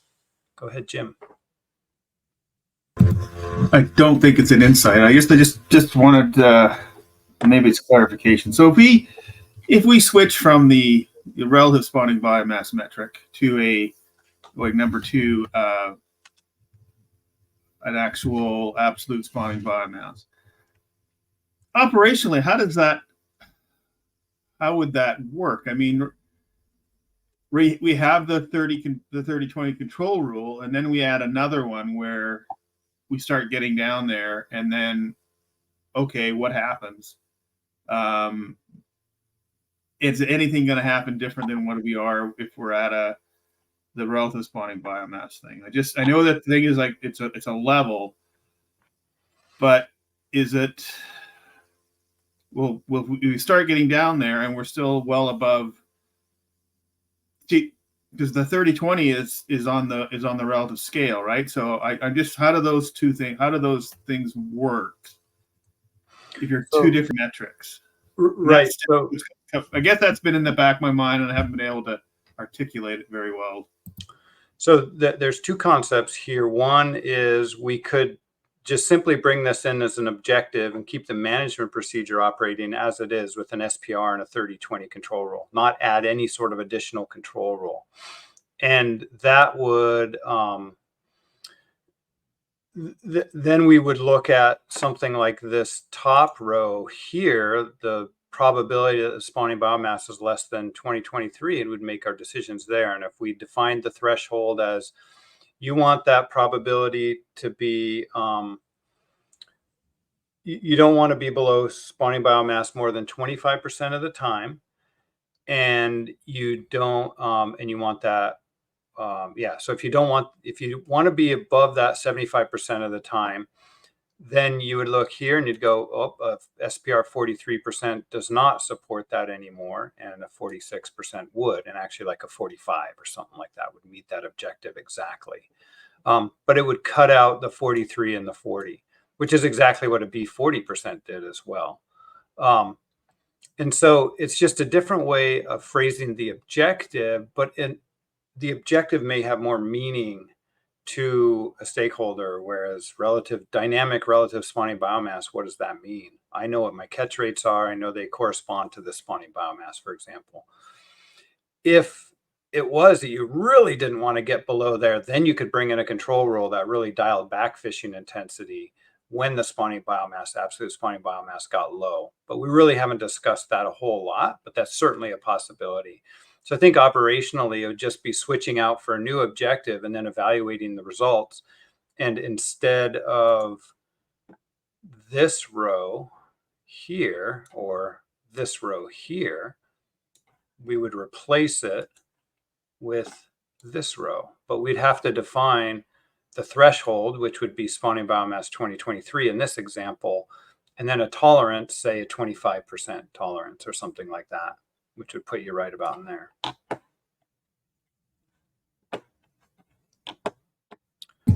Okay. Thanks, Jim. Scott.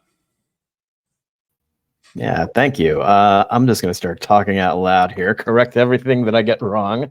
My understanding is that we're trying to come up with an objective that can explain the decisions that have been made at the last couple annual meetings.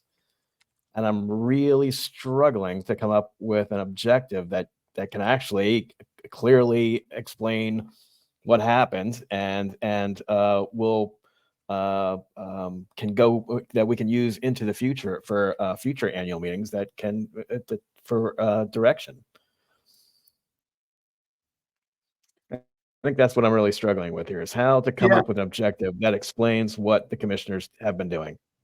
Yeah, no, we've been struggling with that for a number of years now. Well, at least in the last 2 years, because they've made 2 years in a row, they've made decisions where they've lowered the TCY from the reference.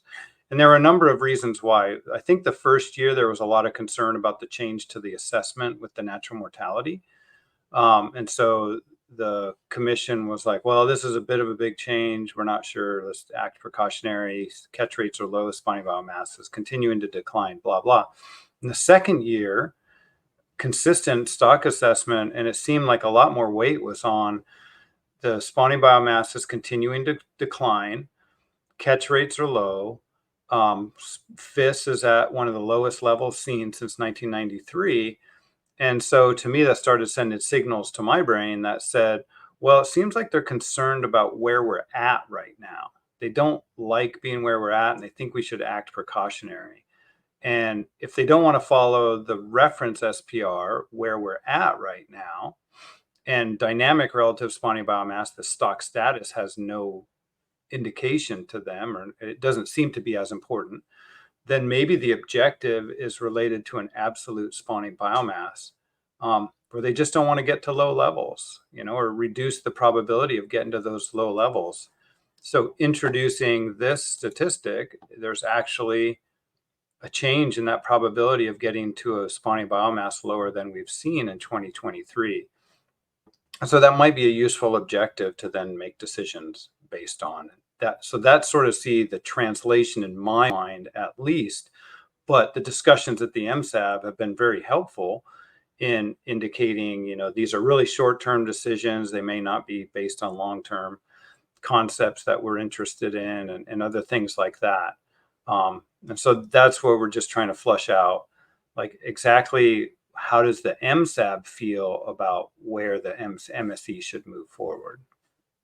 Yeah, I mean, in my mind, I mean, the only thing that's really making any sense is maybe revisit the 30-20 rule and increase that. Yeah, that's a possibility too. And I think that's a great idea. And almost like Jim was saying, introducing a second control rule was an idea that was floating around for a while. That gets complicated because now you have 2 control rules. If we did, say, a 40-20 control rule, that's again based on dynamic relative spawning biomass. So we wouldn't actually be enacting that control rule right now. So that's the difficulty there. It's this effect of the environment. How do we want to, how do we see the management procedure behaving, or how do we want to choose a management procedure that is either responsive to changes or low spawning biomass, whether they're fishery or the environment, or whether it's based on an objective of avoiding those low levels, whether it's fishing or the environment. Or I think we've even heard today, it's like the environment's going to do, productivity is going to do what it's going to do. It's going to be low, it's going to be high. Why don't we just ride the waves?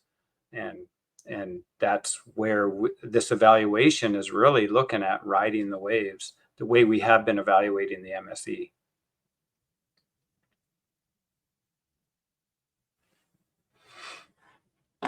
Anything else, Scott? No, thanks a lot. Cool. Chris? I think Scott's raised a really good point. I mean, but I think the thing is that I think that the struggle is we are trying to come up with a management procedure that will give the answer we need, and we're going to follow it. But we're not in a management procedure process. We're not in an MSE process, and that's the issue. And so we get these discussions, as we've talked about, responding to what people are seeing in the short term. And not looking at, okay, yes, but over the long term, this is it. But I wanted to circle back to a couple of things. One, if we're talking about like you using spawning biomass, one possible thing would be spawning biomass not less than the 2023 spawning biomass with a certain probability. But could you go back to the previous slide that showed sort of the objective? Or I don't know if it was SRB advice or what. It was just the one we were just looking at before this. The recommendations of what the recommendation you're looking at. Yeah. Okay. That recommendation, maintain a spawning biomass at or above a level that optimizes fishing activities. That is something that's, as stakeholders would be saying, okay, where do we want to be that optimizes fishing activities? Which is very different from, we don't want to drop below the 2023 spawning biomass, which is kind of like, on one hand, we're trying on this one, we're trying to say, where do we want to be? Because it's going to optimize fishing activities. And that's very different than saying, oh, we don't want the spawning biomass to drop below 2023 spawning biomass levels. That is, again, like I said earlier, that's getting more into a conservation objective that aligns with a limit reference point or something, and it's putting something on an absolute term. What the SRB recommended, if you read the wording, and what this recommendation talks about is, what is a spawning biomass, an absolute spawning biomass where we want to be? And the issue with that is we have no control over that. I think that if we want to talk about spawning biomass, like I said earlier, you can talk about it in two frames. From a conservation perspective, we have the B20 limit reference point, and then you could say we also don't want the spawning biomass to drop below a certain absolute level. The problem with that I see, and I heard at the last annual meeting, if we don't get some recruitment soon, spawning biomass is going down. Like that's out of our control. And so, are people be prepared to be saying, okay, if it drops below a certain level, there's no fishing, there's no fishery, because that's the ultimate thing. And then the next thing is, and I think it was Forrest started the discussion on this, and you picked it up, Dr. Hicks, about from stakeholder perspective. We don't want the TCY to drop below a certain level, which is in a way a proxy for not dropping below an absolute spawning biomass, because the two are related. And I do think if we're having that discussion, I think the TCY is more meaningful to stakeholders than talking about an absolute spawning biomass. But that's I think on my first one is, I think this recommendation is, the wording here is about something very different than saying we don't want to drop below the 2023 spawning biomass. Yeah, no, I think, Chris, that was fantastic, and really helped clear a lot of things up in my mind. So thanks for that.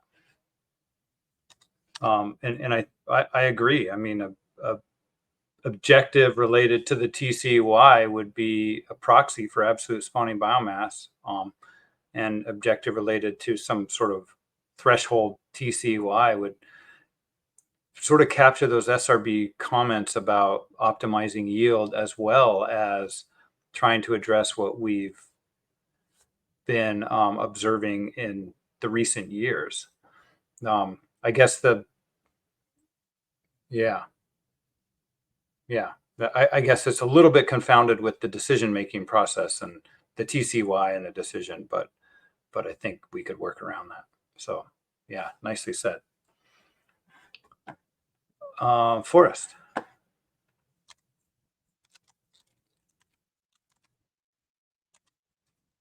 Okay, sorry, it took my microphone to go. So I like what Chris was just saying. So he introduced earlier in the meeting a shift to SPR 46 and a threshold, no, a target. I think it was, the idea was a target of B40, meaning that would produce somewhat of a threshold of B36. But I'm understanding that those two things are also related. Like you pick an SPR that produces your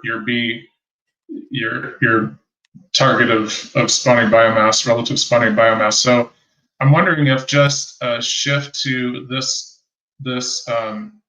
advisory board supporting a F46, SPR 46 accomplishes a lot of the goals. It kind of gets us, so from the work that you just threw up on the screen when we were doing comparisons on the plots, any fishing intensity less than 46 going to 48, 50, 52, 52 is the only one I think we analyzed, or maybe it's 48 and 52, but there weren't any measurable gains. As a matter of fact, we saw that if we went to 52, we actually lost yield. So we could say that we support a switch to SPR 46, which kind of brings our B target to 40, it makes 36 a threshold. And I think it also simultaneously addresses this idea of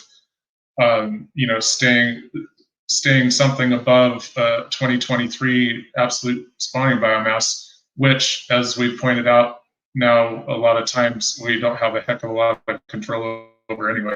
So just to move this forward, I wonder if we would just focus on whether we recommend SPR 46, and then that keeps it kind of in the same conversation that it's been for quite a few years now, and that it accomplishes our other goals. And maybe we make a note that it addresses some of these other areas. Yeah, thanks, Forrest.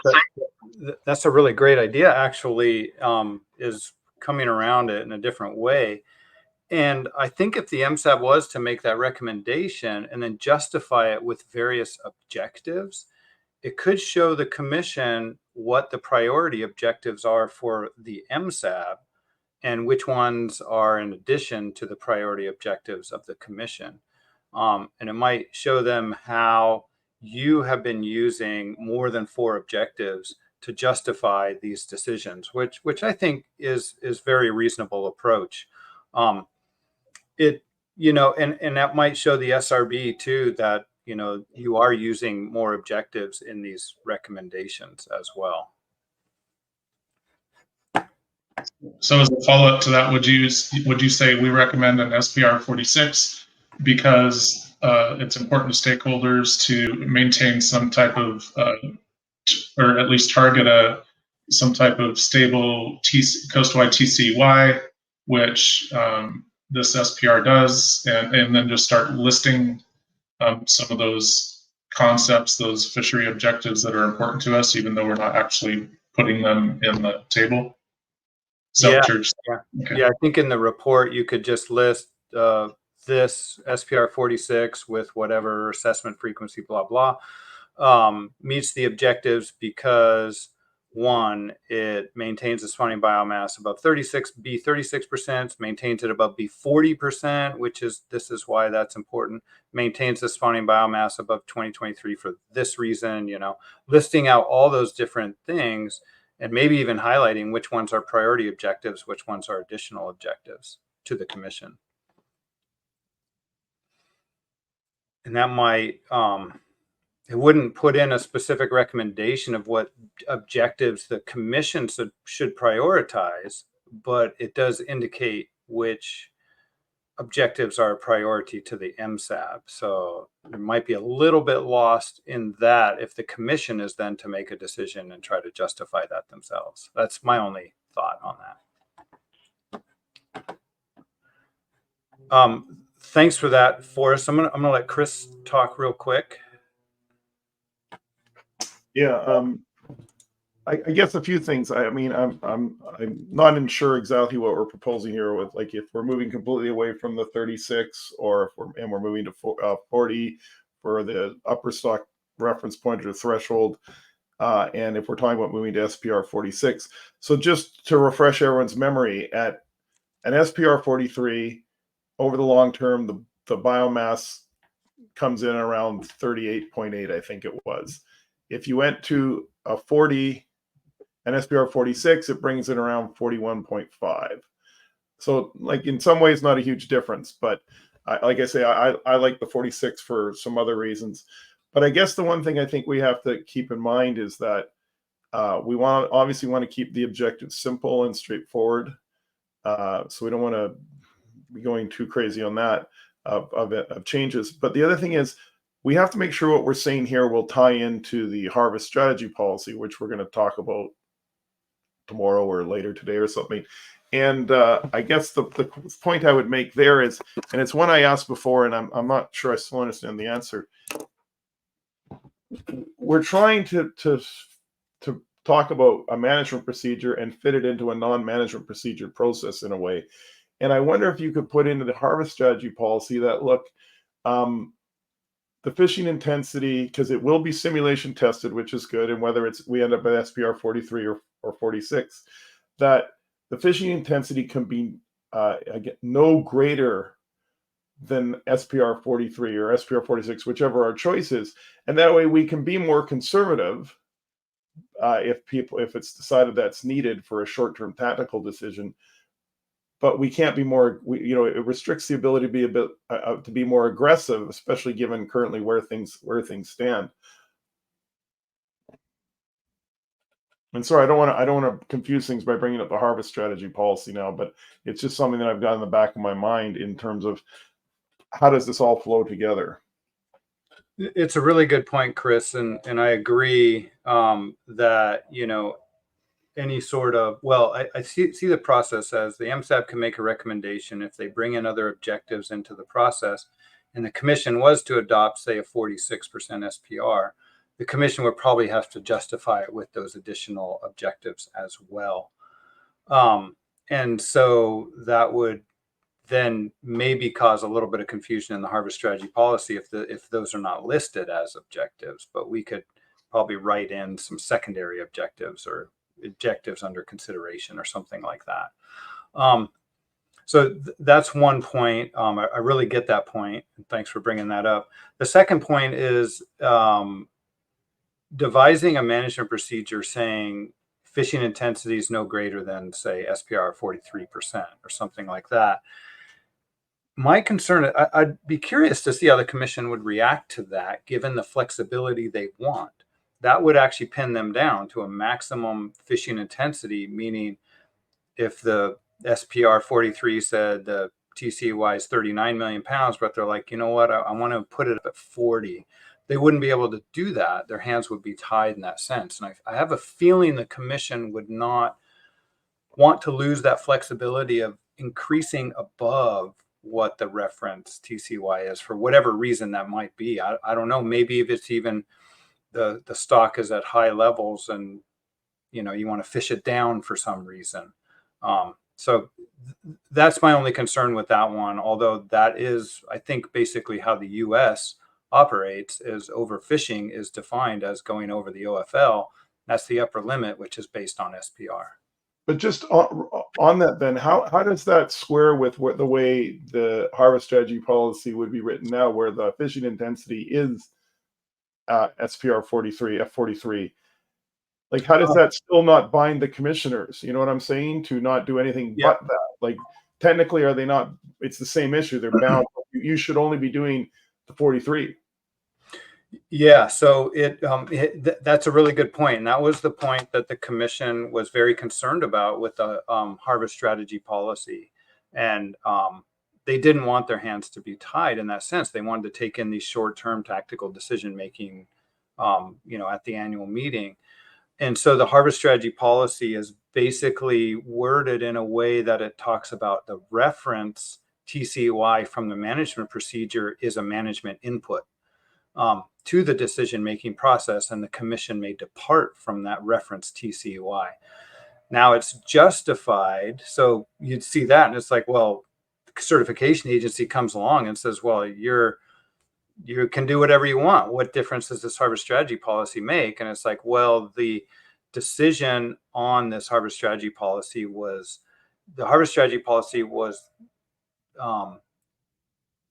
supported by the MSC simulations that included this decision-making variability of the commission. And it includes quite a bit of potential departure from that reference TCY. And it still found that it was able to meet the objectives, even with the commission having that amount of decision-making variability. Yeah, no, I see your point. And this is a conversation we've had many times with the commission. I see the MSAB as sort of a halfway point between what the SRB has been talking about with the NPs, the MP, and that's what the coastwide TCY is, and the commission saying we want the flexibility to make our decisions. And the MSAB, you know, a potential thing like you were saying, Chris, where fishing intensity is no greater than, it's almost like a compromise between those two. It's complex.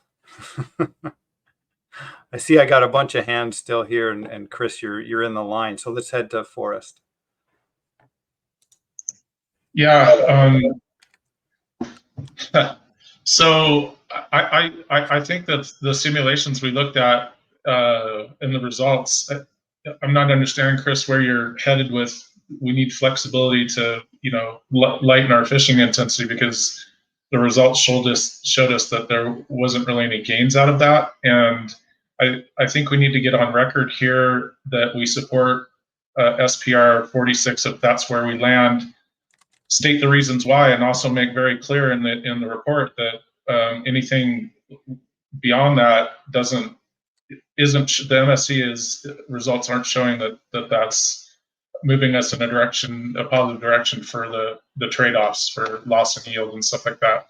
So, and there was a comment made earlier in this conversation that these tactical decisions, I guess what you're saying, and I don't know if it's Chris or Jim, you're saying that, you know, rather than take 3 years down the road, take one big cut, we're taking these just small cuts, you know, 5% this year, 5% next year, whatever it ends up being.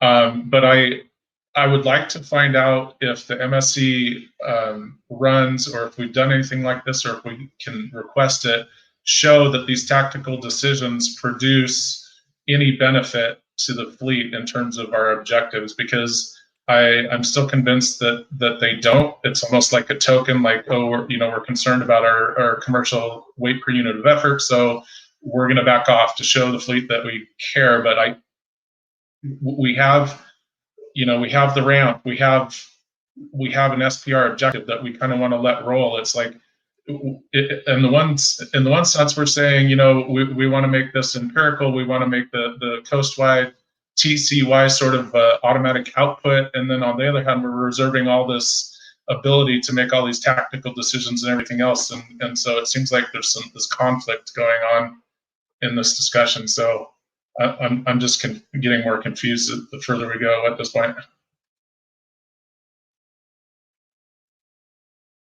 Yeah, thanks, Forrest. I agree. It certainly is confusing. And we can do simulations to sort of investigate that concept you were talking about. Thanks for that. Tom. Yeah, you know, I've been listening to this conversation for a while, and I guess I'm a little puzzled. What problem is it we're trying to fix? The 30-20 rule that our management procedures already don't address. And I know there's concern about, because where the population and what the attitude of the commission is. But I think, you know, I don't see my role as to tell the commission what to do. I think our role is to say, okay, if you want to fish at 43, here's what the long-term objectives look like. Yeah, you're going to have to gauge it with where's the population at now, where's recruitment, you know, what's the environmental conditions, you know, temporary things. But I think, you know, our role is to say, if you want to fish at 40, here's what you can expect over 20, 30, 40 years or 10 years down the road. Or, you know, in reality, even we've been at 40, we haven't fished at 43 since we've ever recommended that. We're generally always at 48, 50, 51, because we don't take all the fish we can take anyway. We always leave some excess. Retroactive changes always move it up, and we've never been at 43 that I know of that we've ever recommended it. We don't recommend they fish at 40. We're just saying, if you fished at 43, here's what it would look like.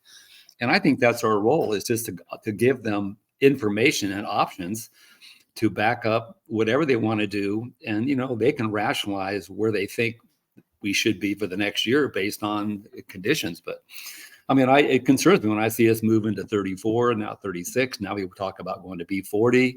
And it's like, I don't think that's our role. I think what we have now is plenty sufficient for them. And yeah, everybody's uncomfortable where we're at, but we're in low productivity, we're in low recruitment. We just have to live with that and just kind of roll with the punches. But I think maybe, I'm not sure what problem we're trying to fix here. I guess that's what I'm coming out to. Yeah, thanks, Tom. I think where the MSAB can really have input into the commission is with these objectives. And when you identify the objectives that are important to stakeholders, you can then say, instead of saying this is where we would be fishing at F40, you can say, look, it's an important objective to have this, and F40 doesn't actually meet that objective. And in that context, you can really guide the commission's decisions and have a real input into how Pacific halibut are managed on the coastwide level, at least. Yeah, thanks for that, Tom. And Chris. Okay, three things. One, first of all, I think Tom makes a good point. We are an advisory body. We're not dictating to the commissioners what needs to be done. And I think we need to keep that in the back of our minds. But with respect to, I think we need to look at, on slide 4, you put up the harvest strategy, probably the diagram. And I think we all need to remember what we've got. Yes, we've got the management procedure process where this stuff comes out in the stock assessment, but the decision making is in the purview of the commission. That is, they can deviate from, and that's the process that we are in right now, whether we agree with it or we don't agree with it. That's the process, and that's not changing anytime in the near future. So we're not getting away with that. But the third point, the more important, and it's one that I meant to ask earlier, and maybe it was be covered in the deepensation discussion, but the one thing I'm worried about, just looking at some of the text in the documents that have been sent out and in some of the other documents, when all this talk around absolute spawning biomass and trying to set up a threshold for absolute spawning biomass, is there some concern that from a science perspective, the Secretariat sees about that we are in some jeopardy, or we don't want to drop below a certain spawning biomass absolute level? Like there's some risk here. Because we haven't really had that discussion, but just the way some of the wording in the documents, I think, is there a problem here that we maybe need to bring to the surface, and that's why we need this absolute spawning biomass objective? That's the only thing. That's the one thing I should have asked that earlier. That is the one thing that I'm not clear on. Is there something here that the Secretariat's seen that's saying, look, we really don't want to drop below this absolute spawn, and we're near some kind of threshold right now? Thanks. Yeah, good question, Chris. And we haven't identified that as a specific concern. That in these recent years, we've been really thinking about this as an objective where spawning biomass would be a proxy for catch rates. And so we're not thinking about this as there's a concern of the spawning biomass in terms of number of fish are too low. The SRB has thought about that a little bit, and that's why they directed us to do deepensation analyses. And their most recent recommendation is to redo the deepensation analysis if the spawning biomass continues to get to lower levels, so that we can, just make sure that we're not getting to really low levels that might have really profound impacts on the stock. But no, we haven't been concerned about this from a conservation point of view, but more from a fishery point of view, and using this as a proxy for catch rates. When there's some work done by Bill Clark and Stephen Hare, and they actually proposed a very similar objective. They didn't actually propose it. I think that was a time when the Secretariat just said, these are objectives of the commission. And one of their objectives was to not go below some low stock size. And that was a conservation objective. And they justified it as, we have seen the stock at these low levels in the 1970s, but we saw a recovery from those stock, from those low levels. Therefore, we can assume that's an okay level because the stock can recover from it. But we don't know if any lower is a dangerous level, so let's just not go below that level. So it's sort of based on, we've seen these low stock sizes, we've seen recovery, and so we should be okay if we don't go below that very often. But that's really it. But I see the conservation objectives already there, and I don't think we're even close to a absolute biomass or absolute number of concern for the continuation of the stock. Okay, thank you. Tom, did you have anything more else to add?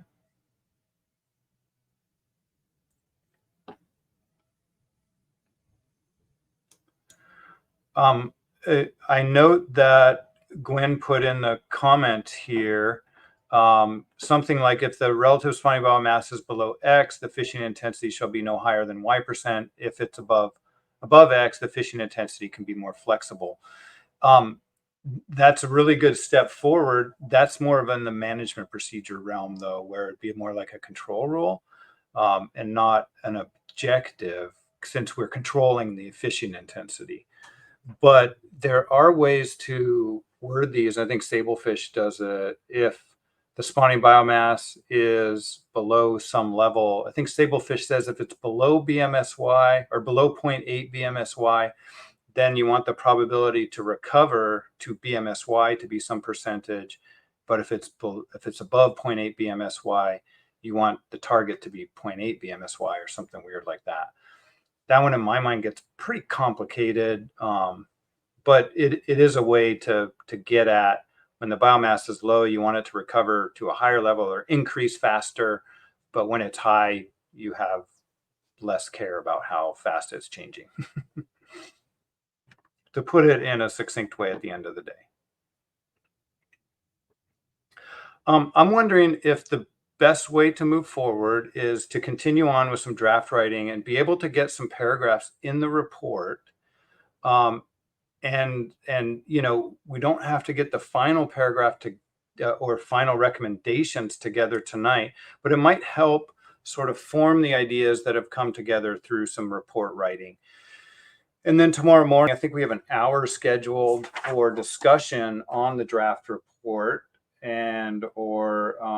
yeah, we can do that first thing in the morning, and that will give people time overnight to maybe think about really succinctly what are their ideas and their points of view here that they would like to see in the report, and make sure those get included in the report, and then maybe really try to refine a final recommendation on any of this. And one of the recommendations in my mind could be that, you know, that there are more objectives than 4 priority objectives that are important to stakeholders when determining the best way to manage Pacific halibut. I think that'd be a useful objective. And then we might phrase it as, you know, we can keep these 4 priority objectives, but in the decision making of a management procedure, these other objectives might be considered as well. The MSAB could then say, based on all of that set of objectives, the priority objectives, we recommend, you know, considering F46 or whatever it is for these reasons, and then list out all those objectives and really give an example how it all works. And in my mind, the MSE, you know, process is like that. There's a lot of objectives out there, and examining more objectives is cumbersome, but sometimes useful. So how's that sound to the co-chair? Should we go into report writing? Does anybody else want to raise their hand and ask any other final questions or comments before we go into report writing? Realizing we'll have the morning to discuss the report writing, and maybe that'll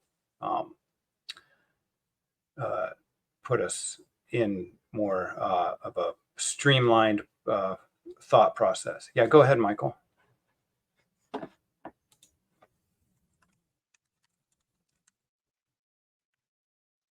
Sorry, I didn't mean to do that. Oh, no worries. I was just hoping to start typing.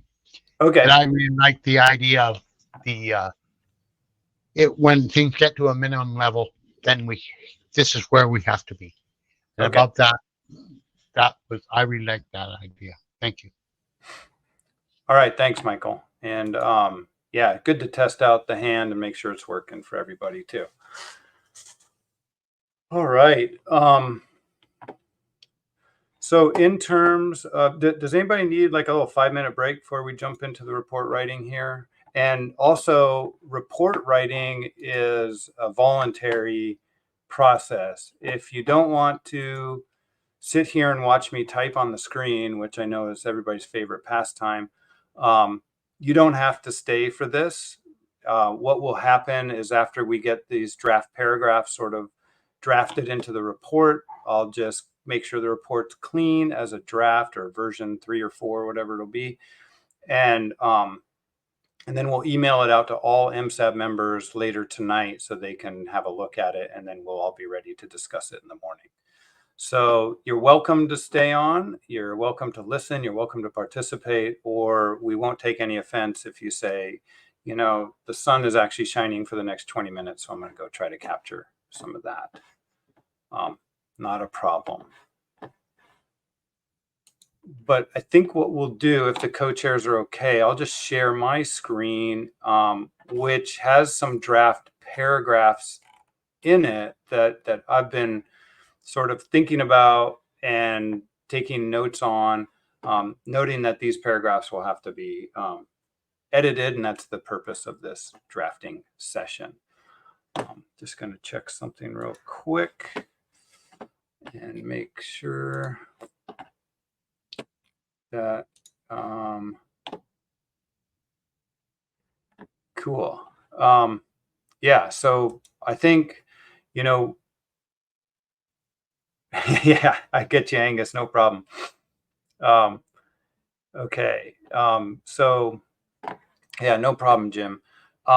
There'd be a chance to comment on all this stuff earlier. Sorry, it's catching up on a couple of things here. But I think, let me share my screen, and I'll share the Word document. And then we can jump into this and take a look at the report. So, forget how to share on this platform. I use so many different ones. Here, my screen. Applications. So while I'm sharing my screen, you know, I'll join on my laptop as well so I can see if there's any raised hands. But if the co-chairs can sort of help lead this, that would be great. Just trying to figure out. Okay.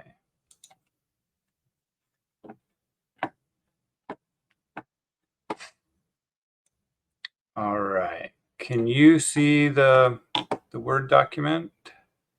You see probably just the bottom of it. There, now you see the top of it. The report. Yeah, we can see it. Okay, does it need to be zoomed in any, or I'll zoom in a little bit here. Does that make it better? Yeah, I think that's likely good for folks. Okay. So I'm going to walk through this and then we'll get into the meat of it in a moment. I think that, you know, we don't want to stay too late tonight, but it'd be nice to get a lot of this done. So it's the normal stuff. Here's the terminology where you have recommendation adopted as formal, requested, endorsed, accepted as informal, but that level 1 really gets elevated to the commission. So they'll certainly see these sorts of paragraphs written with those in it. And then agreed is more of a second level. So it'll be, you know, something that's highlighted in the report, but may not necessarily be specifically highlighted for the commission. And then a lot of notes and stuff are sort of background, supporting a lot of this other stuff. And so there's a lot of these verbs that we use, or adverbs. I don't know. I failed English. So let's see. Okay. So this is how we write the report in just these paragraphs. Paragraph 1 is the opening. 2, we haven't received any apologies. If you do know an absent board member, just have them send me a little quick note noting that they were absent and they apologize, I guess. But I think there's a couple of members that weren't present today. Here's recalling that primary role of the MSAB and text from the IPHC rules of procedure. So this is right from the rules of procedure. So we discussed this in the opening. Just yell out if you want me to slow down. Noting that paragraph above, the MSAB recalled this is a stakeholder-informed, scientifically driven process. That's all been boilerplate for the last couple of reports. We adopted the agenda for MSAB020. Then we talked about membership and that documents from 29. And then this note, so anything in like red or I think a blue or a purple are things that are probably really important for MSAB members to note in this version during drafting. So we noted that there are some members that are scheduled to expire, and I think I counted 10 at the end of this year. So that's a significant amount. Alan, sorry, Yep. just before you move on, I'm just wondering, should we add another note in the MSAB membership as a bit more of a director or a directive to those folks whose memberships are scheduled to expire before the next meeting, of whether the secretary will be reaching out to those members, whether the co-chairs need to reach out to those members, or members who are planning to not continue in their role to let the secretariat know. I'm just wondering, should we have some sort of call to action there, or if folks are happy with just the statement that some are scheduled to expire, that's fine too.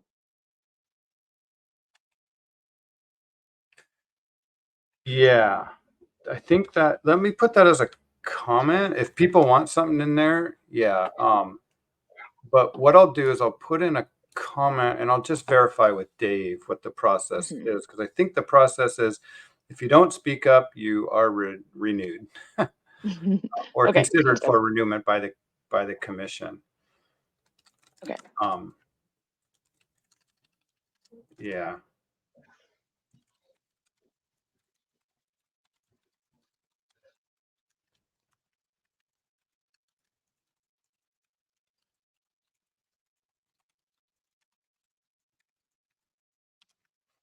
Okay. Yeah. Thanks for that, Gwen. Anything else on membership or updates from the 19th session? Outcomes of the 100th session, which actually in the document showed the intersessional as well. I think I'll add that in.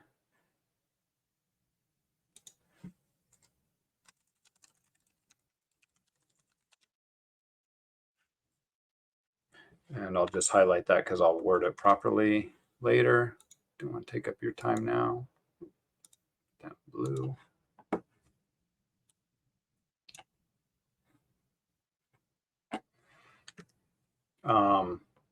Okay, so the agenda item program of work, this is where we get into the meat of things. And this is noting the paper 06, which was the presentation today, in supporting the development of the management strategy evaluation process. No problem, Scott. I saw that's after 7 where you're at, so totally understand.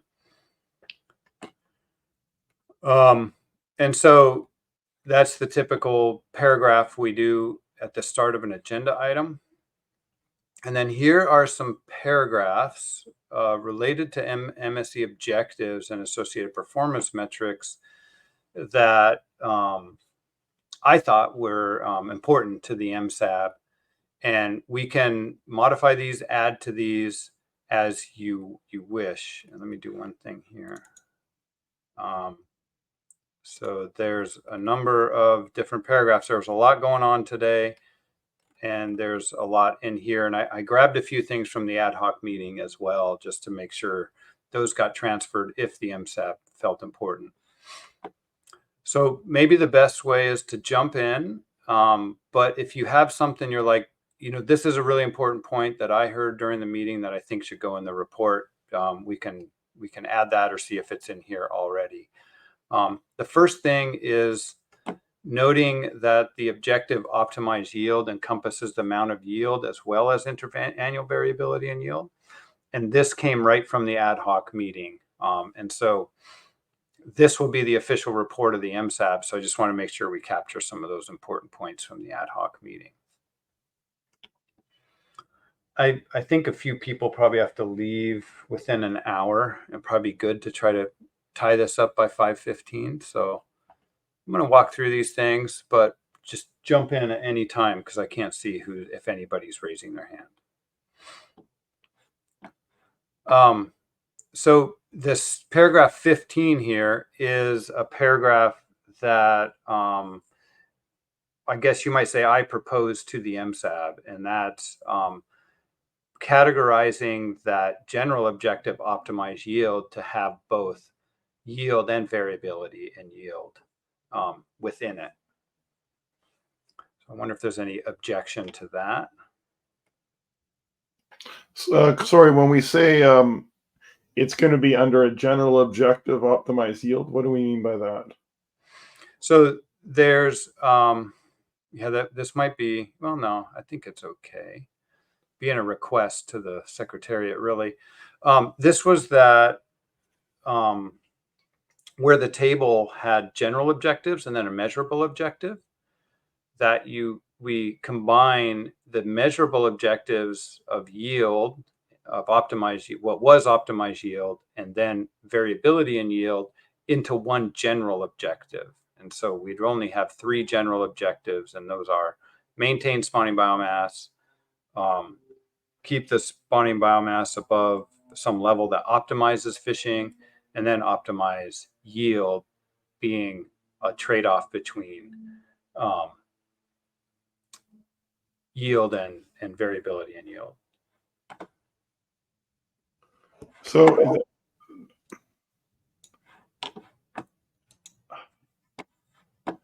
I guess I'm struggling with that in relation to the sort of the next 2 points, because the next 2 points are they getting at what you're trying to say in paragraph 15?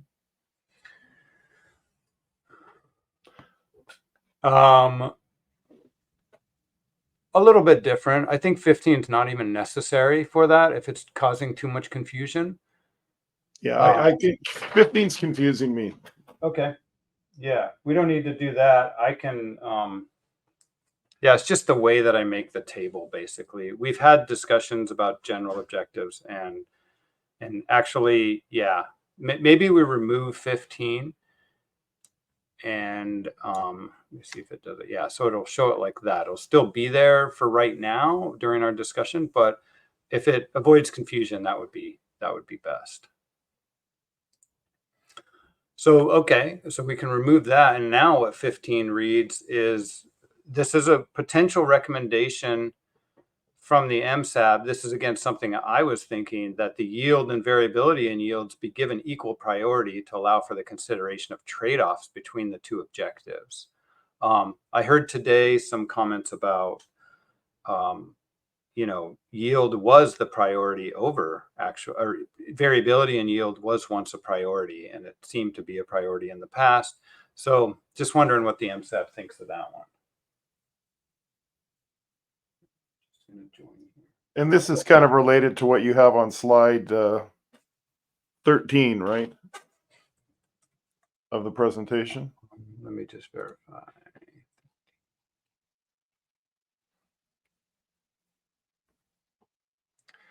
Yeah, this is all in relation to that slide. Yep. And so it would be, the commission has currently identified the objectives A, B, C, D, and noted that it's in priority order. So this is just to get at the MSAB is saying it's more interesting or more important to evaluate the trade-off between these objectives rather than the priority order. And that has a slight consequence because it's saying that variability is not as important as maximizing yield. And so in theory, you would just ignore variability to maximize yield.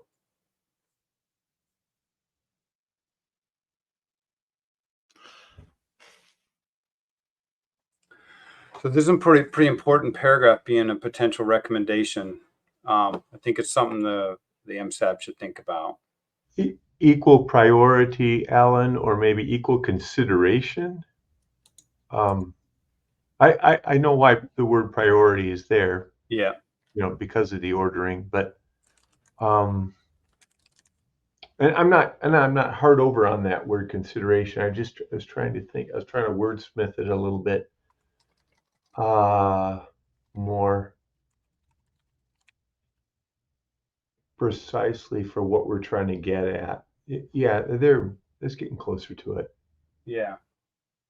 We'll have a chance to consideration, evaluation of trade-offs. Yeah, that's closer. At least that's what I was thinking. I don't know what the others think. Mm-hmm. No, I think that's actually good too. Yeah, I like that. Yeah.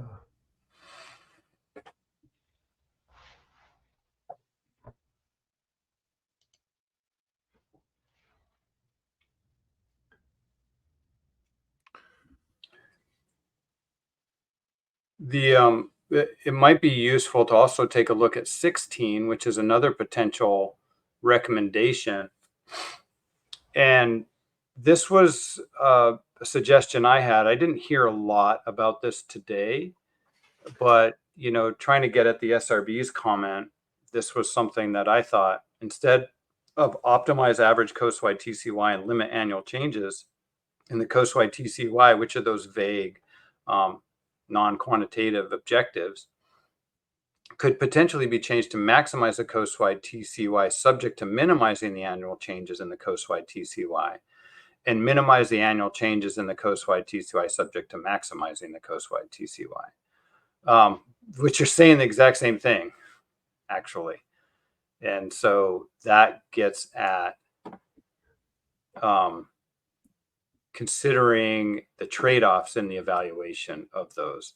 I'm just wondering if the MSAB just really wants to strike that. Yeah. Consider making just one objective,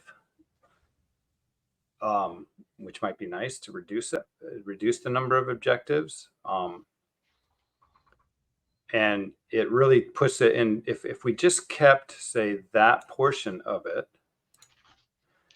it would be one objective that got at the evaluation of trade-offs between yield and changes in the coastwide TCY. Yeah, that's kind of what I was thinking, Alan. I see what this paragraph's trying to get at, but I think with having the same but opposite statements there makes it a little bit cumbersome in my mind. So I think if they're essentially saying the exact same thing, having it condensed to one makes more sense to me. Mm-hmm. I do see Chris's hand up, so he might have a comment about this as well.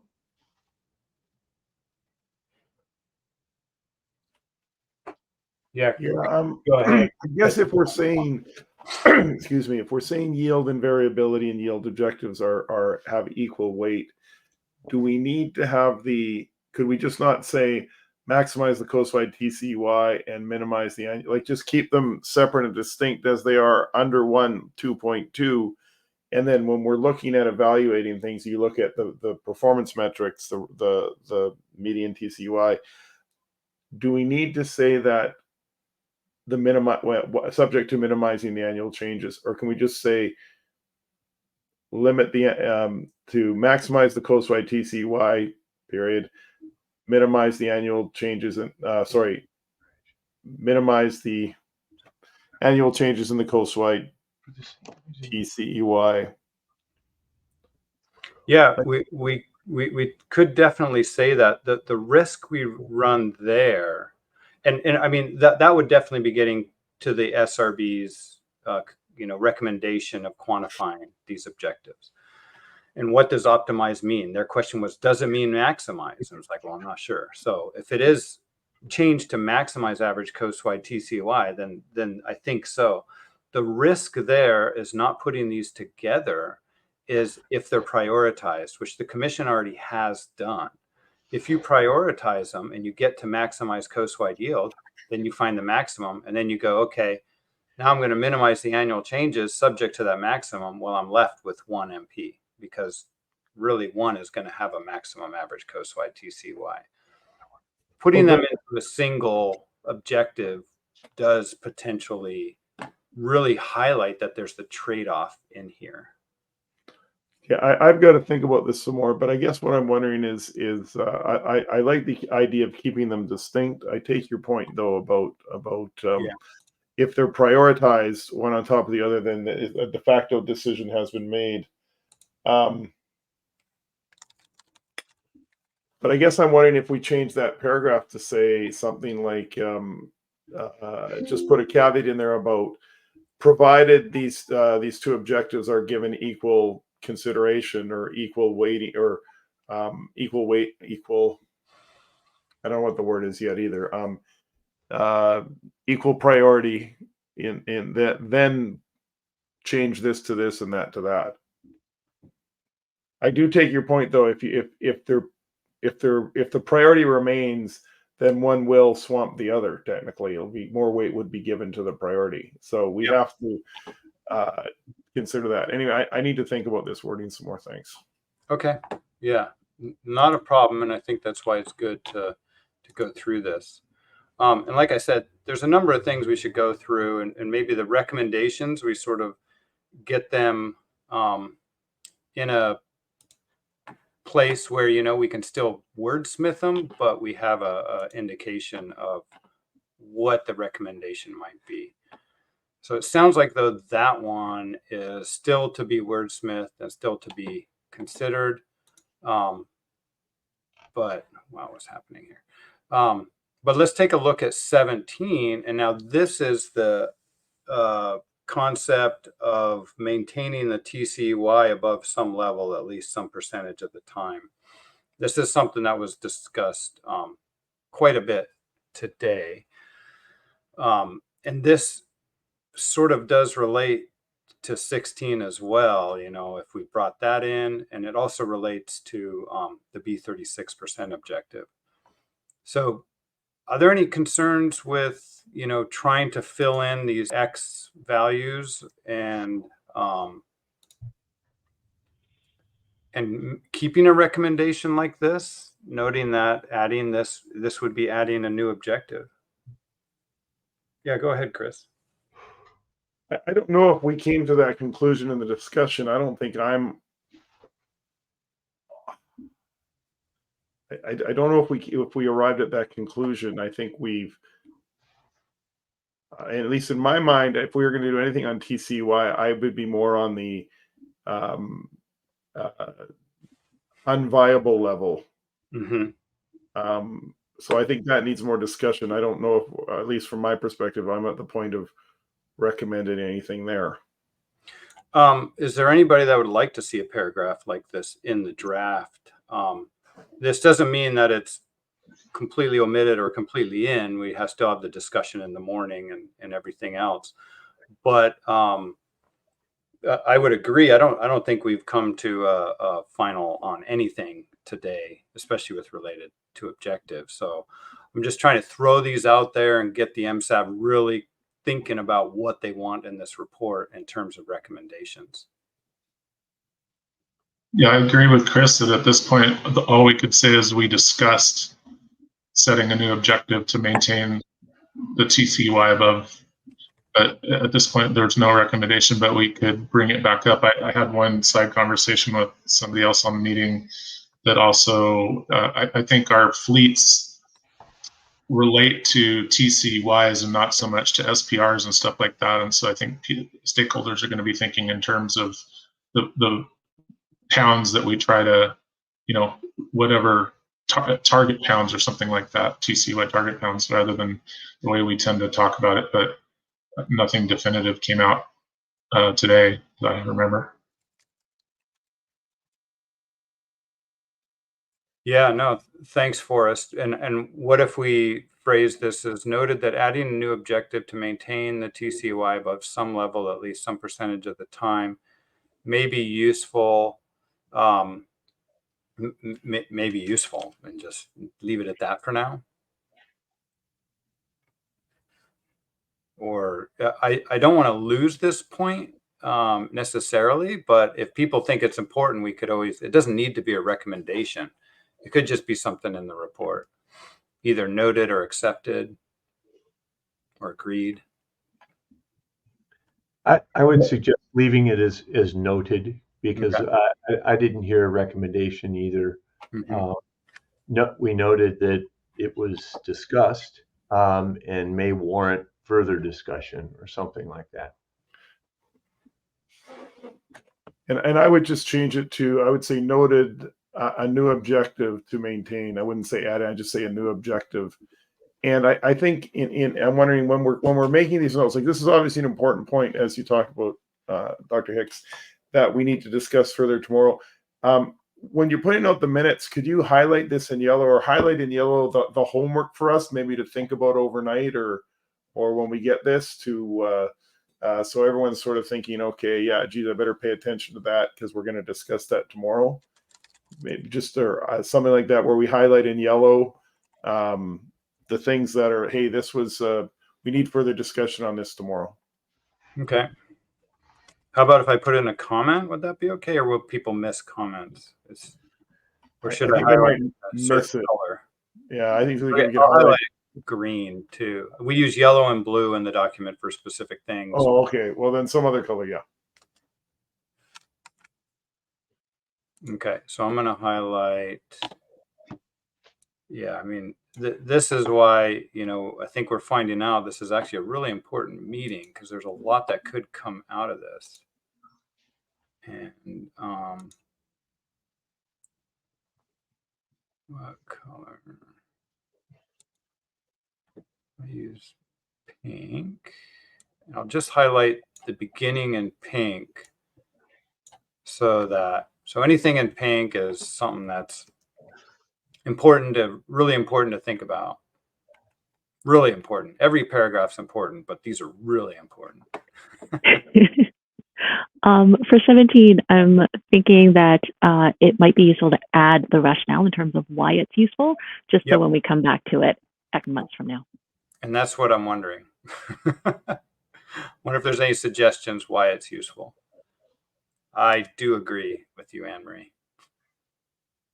Well, it wasn't expressed, but I think it's just the way that all of, at least myself and other stakeholders that I interact with, we don't think in terms of SPR, and we don't think in terms of ramps. We think, I know what my fishery looks like when the coastwide TCY is 45 million pounds, and I know what it looks like when it's 36 million pounds, and I know which one I prefer, and I would gladly trade 60 or 70 million pounds off for some type of stability at in the range of 40 to 50. But that didn't all come out earlier, and I'll be the first to say that as I looked at the results when we were looking at the plots, it's like all of the SPRs, the differences in them are more about like how aggressive or how quickly none of them kept us above the low levels, none of the SPRs, which was one of the main things. So it's almost like we didn't have control over it, but no conclusions happened. Nobody responded to that. Yeah, I agree, Forrest. So I have 3 potential justifications. It's meaningful to stakeholders. It may define a minimum coastwide TCY necessary for economic viability, and maybe a proxy for maintaining high catch rates and spawning biomass. Yes, I think with that might help address. I think one of the recommendations from, was it the SRB, that was talking about maybe using an absolute spawning biomass as something that is meaningful. I think this is probably meeting the same need. That's what I was thinking too, Anne Marie. I think that's great. Okay, so that's highlighted in pink. So give that some thought tonight, and we'll definitely highlight it tomorrow morning. There's a whole bunch of notes here and little things that I've heard throughout the day. This 18 is brought from the ad hoc meeting. And so now we're starting to get into this B36% objective. And I'm not sure if the MSAB wants to carry this over or not. I find it pretty interesting. Oh, sorry, Michael, I see that you raised your hand. Oh, actually, had raised my hand because I was noting that 18 is actually very important to consideration with 17, so it should be highlighted as well. Would it be better to put 18 before 17? And or are you saying you just want the MSAB something we should think about tonight? It's something we should think about tonight. How do we want to define this Okay. new objective we're looking at? Yeah, no, I see your point now. This is really pointing towards that, you know, this new objective could be defined. And I think a lot of these notes are sort of going along that route. So yeah, let's walk through this and see if any of the other notes are important to maintain, or if people want them in or out or add something to it. So that 18, which is very important, is sort of introducing the concept that there is this, you know, you could define a new objective. It could be based on all these different things. Yeah, this last sentence needs to be updated for this report. MSAD should explore these metrics as practice for use in updating the objectives. I'm going to erase this last little bit because that was more a comment from the ad hoc meeting. And I think just that and 18 is useful. And that way you're not directing anything in paragraph 18.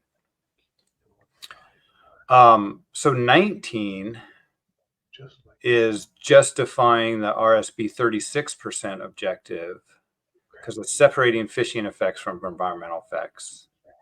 Defines a desired relative spawning biomass to be at or above, is based on a proxy for BMEY, and is an objective that is often important to fisheries certification agencies.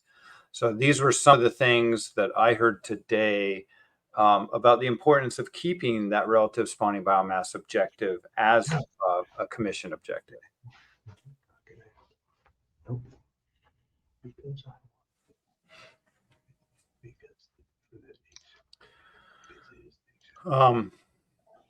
Yeah, and this is a drafting session, so you know I think working through this relatively quickly would be good. We can wordsmith it too later tomorrow. Chris? I just think for number 20, I mean, I think also the point is if we're talking about comparing relative and absolute spawning biomass, is that relative spawning biomass will scale up and down with changes in productivity. Mm-hmm. So I think that's you know, that's one of the reasons that, you know, relative spawning biomasses are used, is that they adjust as conditions adjust.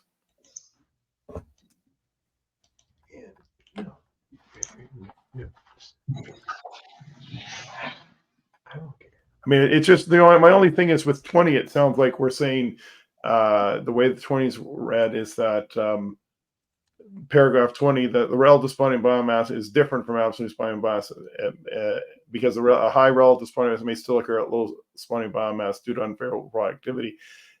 It sounds like we're saying that's a negative thing. That's a reality, but the reality is it scales up and down with productivity. Yeah, I see what you're saying, the way that's worded. Yeah. Yeah. Do you think 20 is even necessary? I don't. I don't think it is either. I think it can be a little bit confusing. If anybody thinks it is useful, let me know.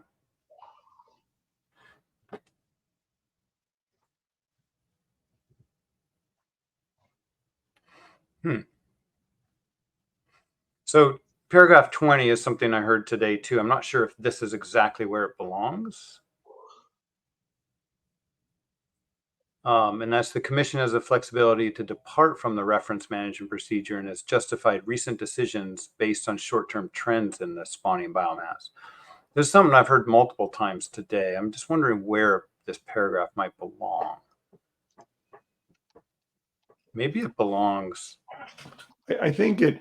I think it could almost. I think we need to. I think tie that into what was on slide, the decision-making process. Yep. I would tie it into that there. You know, under the decision-making process, blah blah blah blah blah. And I think put that up front. Just it's we've noted that right off the bat. It's been part of our discussions and.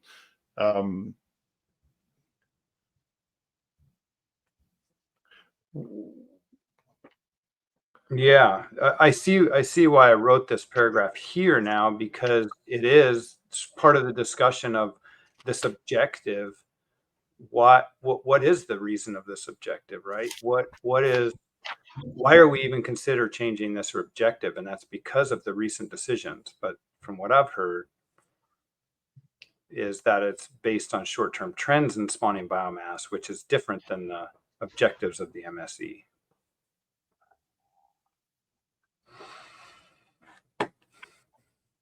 Maybe, you know, this might also be something to put in the harvest strategy section.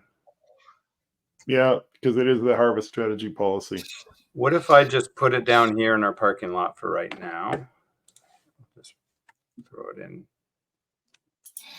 there. So this is Lynn. I agree this is important because it's helping to highlight there's things that the commissioners do or take into account that's outside of the process we are undertaking here. Yeah. I struggle too if number 20 is the right place for it or not, but I agree that it's an important consideration. Yeah. Thanks, Lynn. The green says that I've moved it elsewhere.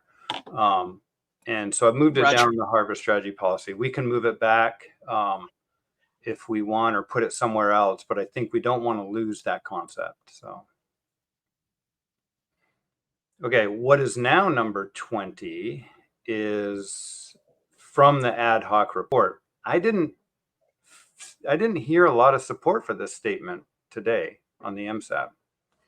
And that's the MSAB noted there's a likely desire to remain above the absolute spawning biomass in 2023, and the tolerance could be 80 or 90%. Is that something to carry forward into this report?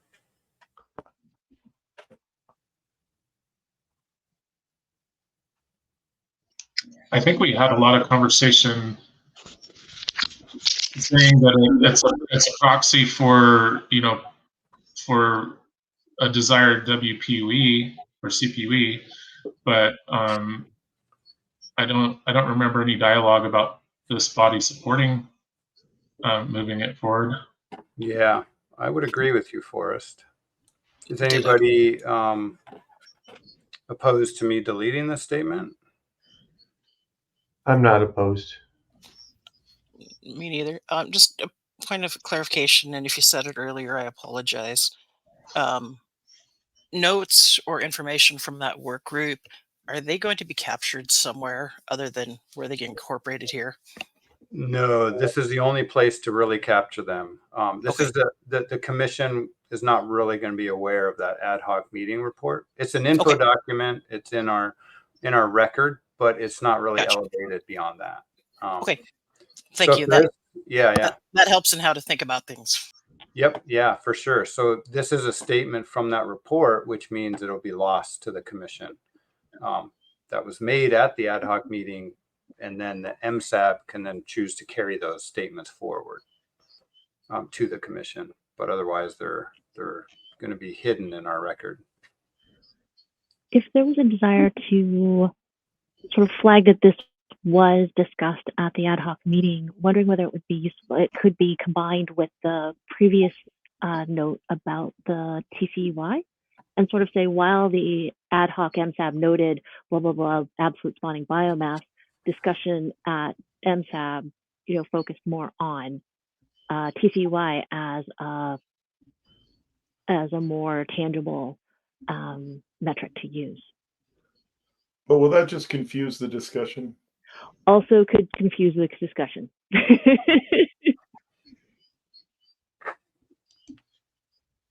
So part of my asking that was so that the members of the work group didn't feel that their input was just completely ignored.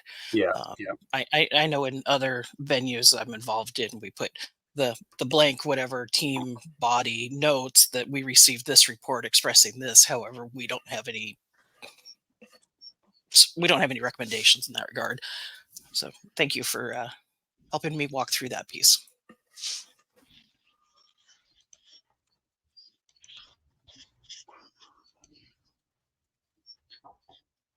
I personally think that the idea of an absolute spawning biomass minimum is really important. So I think maybe it should be incorporated in one of these notes. Yeah, sure. How about here? I think, Anne Marie, was this the paragraph you're referring to? And so, yes. yeah, and so it says there's all these reasons you want to maintain the coast-wide TCY. And the last one says it may be a proxy for maintaining catch rates or absolute spawning biomass above a threshold, which may be important to stakeholders. Yeah, that works for me. I think it's an important thing that we get into to have to note.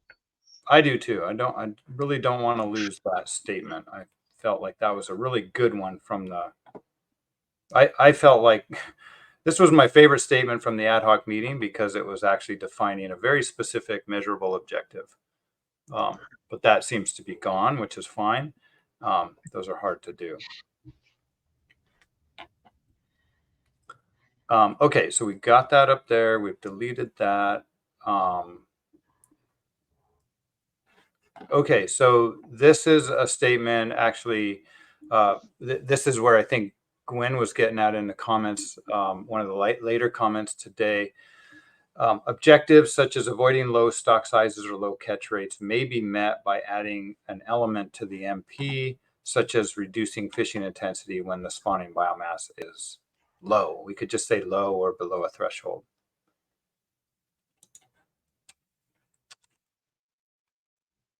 Yeah, I think that captures what I put in the chat earlier and kind of where my thinking was at. Okay. It also captures what I was thinking of that Gwen typed out before I had a chance to. Yeah, yeah. Cool. Good. And remember, we'll discuss all these tomorrow morning. The MSAB noted a higher reference fishing intensity.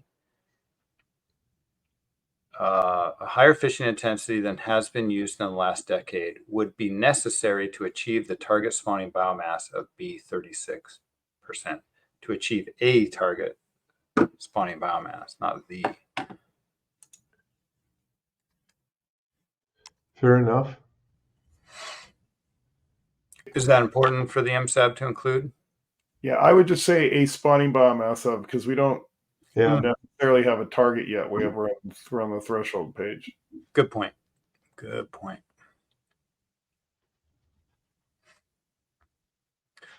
So this is a paragraph that I think, Chris, you brought up sort of this multiplier. And so added this, the MSAB noted, sorry about the shading. The MSAB noted that the BMEY proxy is based on 1.2 times BMSY, but a multiplier of 1.45 has been used for data poor fisheries. Therefore, a suitable proxy for BMAY may be between B36% and B43%.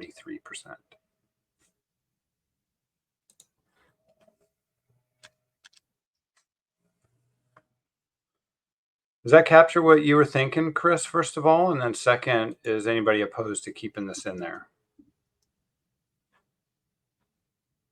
No, that's pretty much what that paper you sent me said. Yep. Yeah, I think it's useful to point that out. Yeah, and I think it's a good kind of introduction to one of the points that we have later on where we're exploring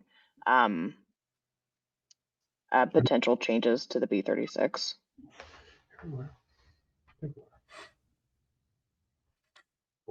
Okay, excellent. So then I think there's a number of different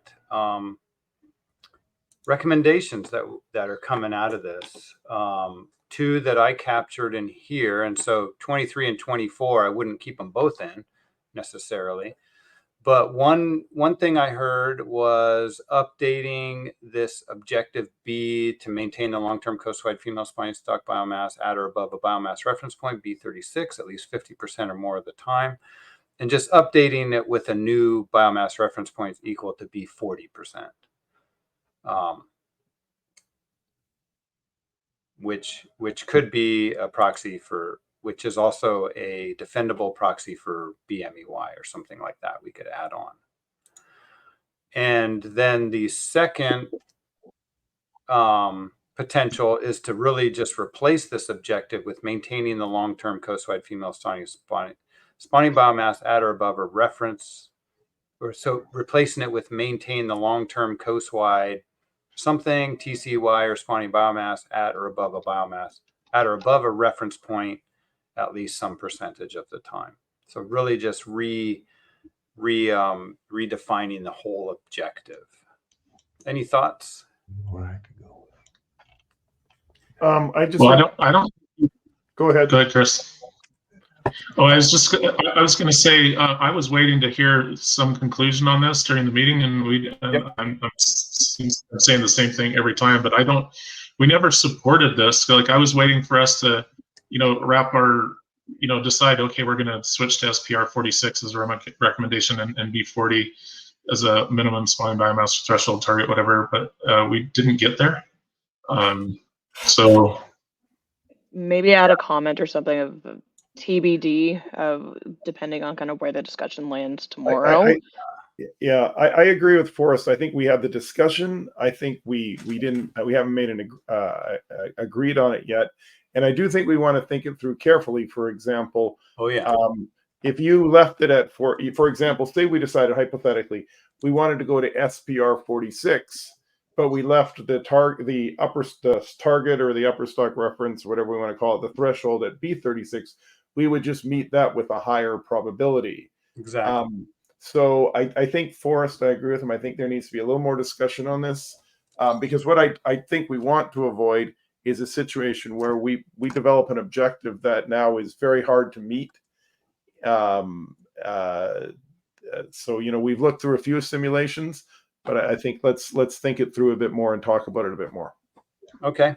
Yeah, I think that's something good to think about tonight. And that's why it's nice to have these 2-day meetings. Okay. Is there anything else that wasn't captured here in terms of our discussion of objectives? Any notes, agreements, or recommendations, requests?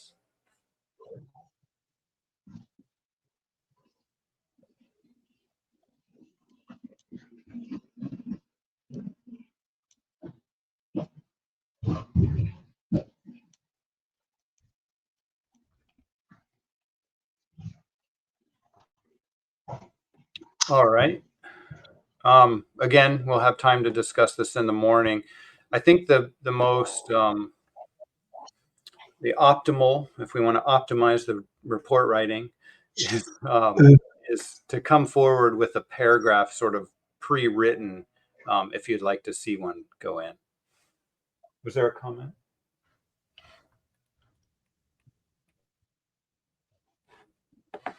Okay, so let's go into the evaluation of management procedures. Whoa, there's a whole bunch there too that I wrote. I guess I was a little overzealous. So a lot of these notes are just explaining the results. All MPs evaluated met the conservation objective, which was partly a result of the 30-20 control rule, reducing fishing intensity as the spawning biomass approached the trigger. It's actually the limit, the biomass limit. So that's just a blanket statement.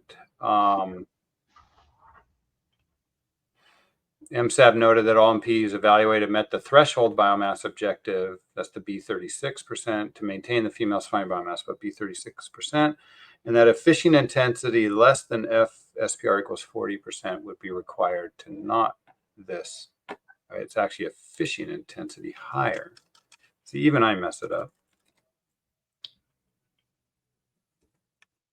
This is just saying that, oh geez, that you need like an SPR 39% or fishing harder to not meet this objective.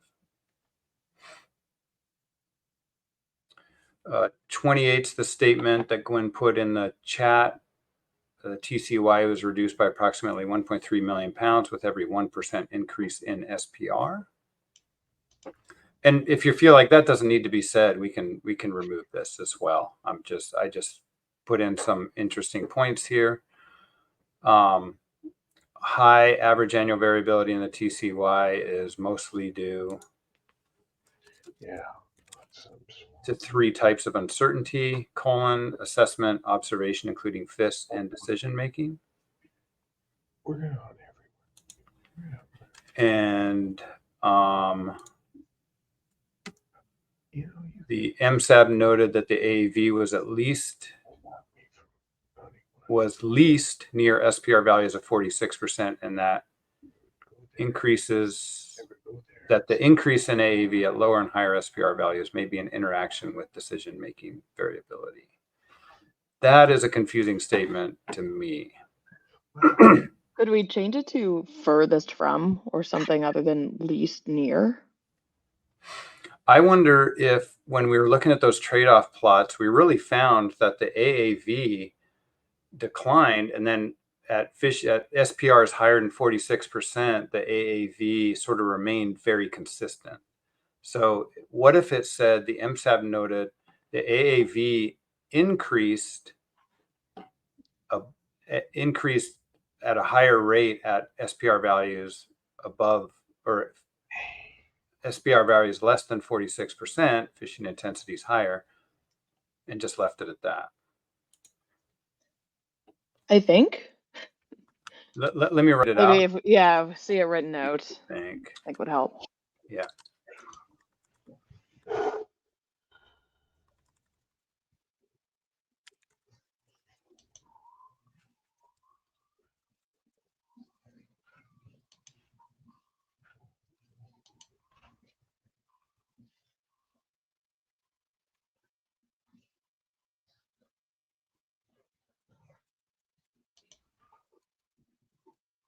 So yeah, I'm still messed it up.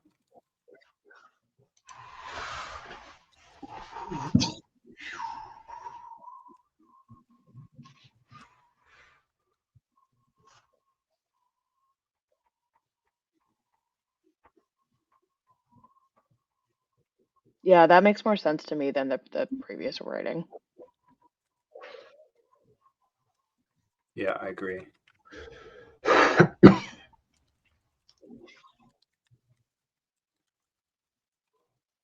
Yeah. This might be a good place also to talk about how increasing, or it's always how you talk about it, but basically increasing the F number or decreasing fish intensity didn't show in the MSC results that it, how would I word it? Basically, that whole point about going to like F52 didn't show us that it kept us at higher median TCEYs. I'm not finding my words right now, but there wasn't any benefit to decreasing fishing intensity using higher SPRs in terms of optimizing yield. So it did show the median or the average TCY did change across these by 1.3 million pounds per 1% increase in the SPR. But I think, are you getting at for us the fact that it didn't reduce the probability of low TCYs?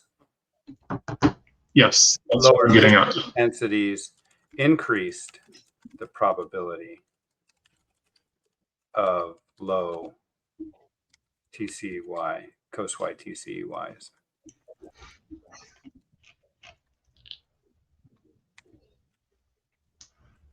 I think we need to explain what we mean by lower fishing intensities there. And wasn't that only under certain circumstances? It wasn't across under certain scenarios, or was it across the board?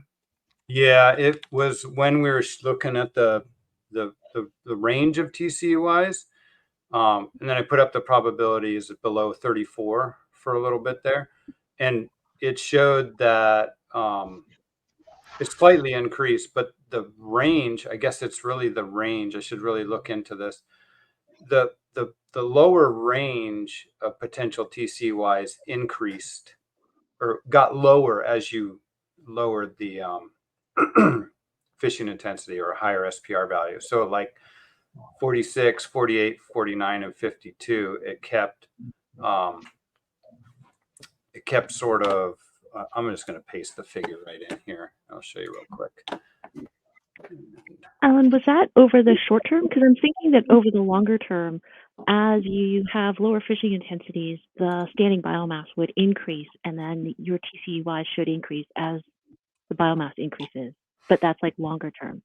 Yeah, that could be the case, but I've been directed not to think about TCEYs in the long term. That's a little bit of a cop out, but I think you're right. I could look at that real quick, and so it doesn't. Yeah. So this is the plot.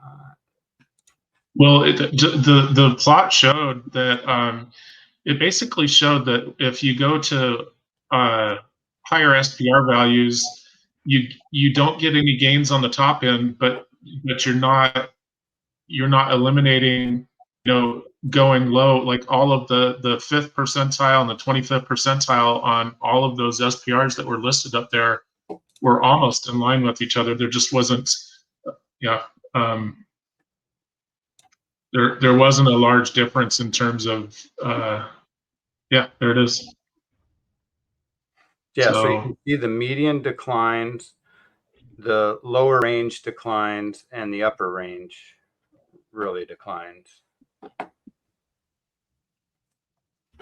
So the question is how to phrase this, that lower fishing intensities, i.e. higher SPR values.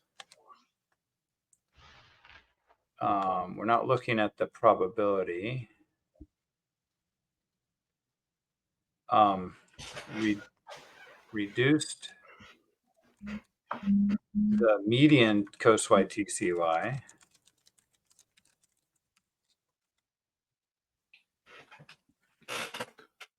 I think it's over the short term. We need to say over the short term there. Yeah.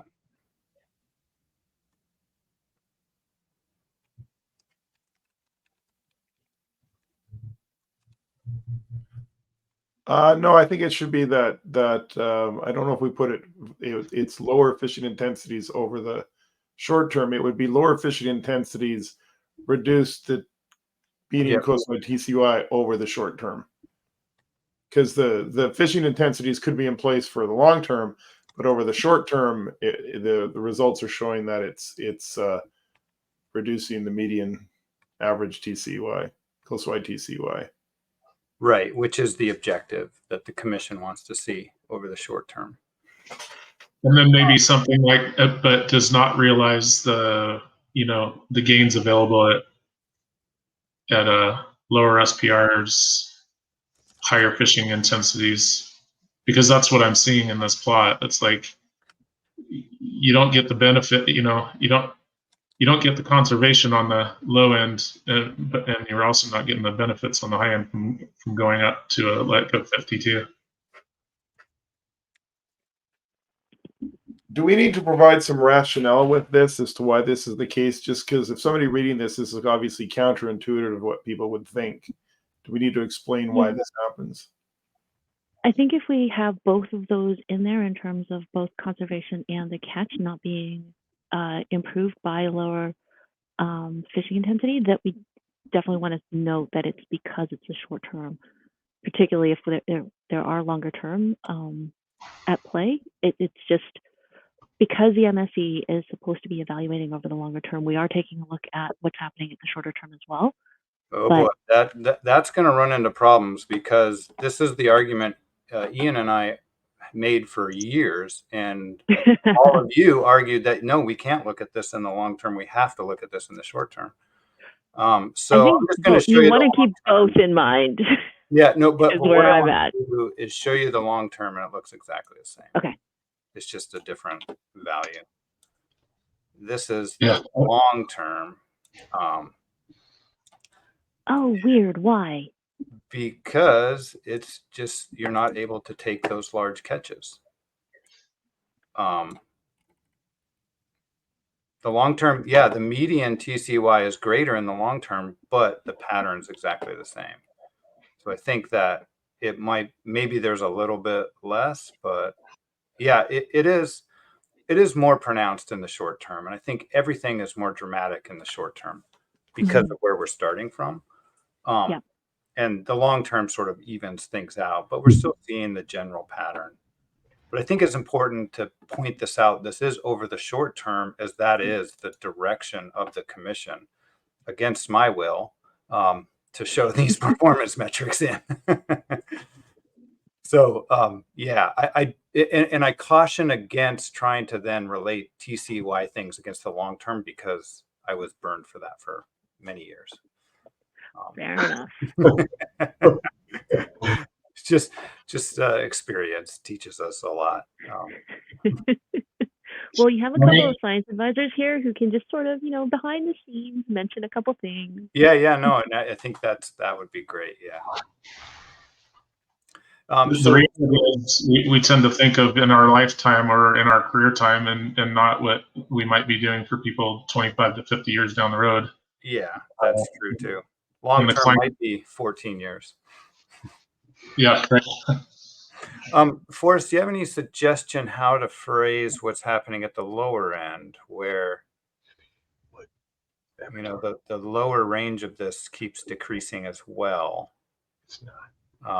Where it did not realize high TCY, higher fishing intensities, and did realize lower TCYs than seen at higher fishing intensities.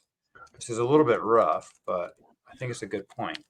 Yeah, relative or equal performance to higher fishing intensity, which almost the way I phrased it makes it sound, usually when you set something up like that, you're saying, hey, look at how good this does, but it doesn't. It just does. It simply doesn't. It doesn't outperform on the lower end. You're getting the same results down there. I don't. It's not coming to me.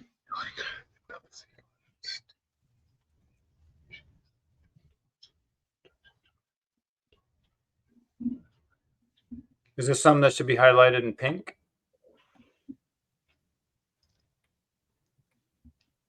Yes, I think so. Okay, and I'll leave this plot in for now. We won't. I guess we could put it in if really desired, but it would probably, I don't know if it's going to be useful for the report or not.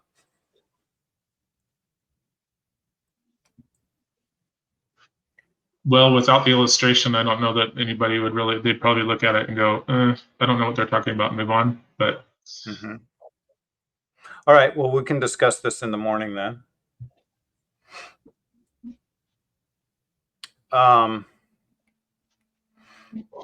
Okay, so moving on to the next paragraph, was just noting that yield was slightly greater and intervannual variability was less with a triennial assessment frequency.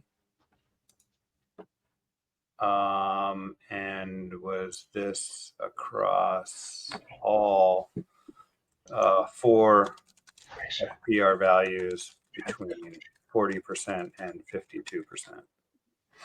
I haven't seen you in a long time. I haven't seen you.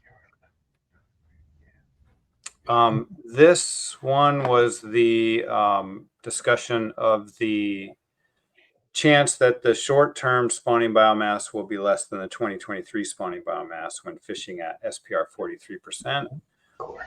It's just some general observations. 1 and 3 will be less. There are a couple microphones still on too, just in case you just want to make people aware. And that, does I guess the MSAB feel like this is important to say, even though there was discussion that, an objective related to the spawning biomass in 2023 doesn't seem to be real important to the MSAB. This is at least some results showing that, which I think is important for us to realize, especially as these short-term decisions are looking at decreases in the spawning biomass. They're being based on that. But this is up to the MSAB. This is the MSAB's report.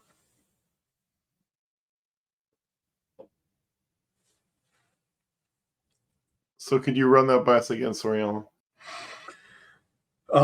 Just does the MSAB feel it's important to state what the probabilities, the chances are being below the 2023 spawning biomass in the short term, in the long term, and given these two different SPR values, because what it's showing here is that fishing at a reduced fishing intensity actually does reduce the chance of being below where we've been at recently.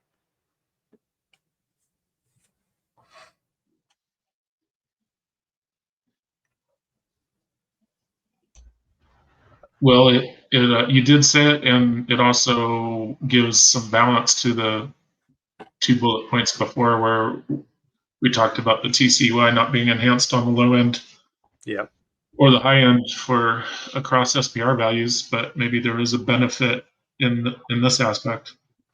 yeah, I would agree, Forrest, in that this is something that it did make a difference, and if absolute spawning biomass is a proxy for catch rates, then perhaps this is a useful statement to say.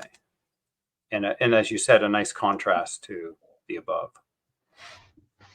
So I'll highlight that in pink, unless there's reason to. Are those the probabilities that you've stated? You're essentially saying it drops from 33% to 25% in the short term, but it goes up from 25% to 33% in the long term. Is that correct?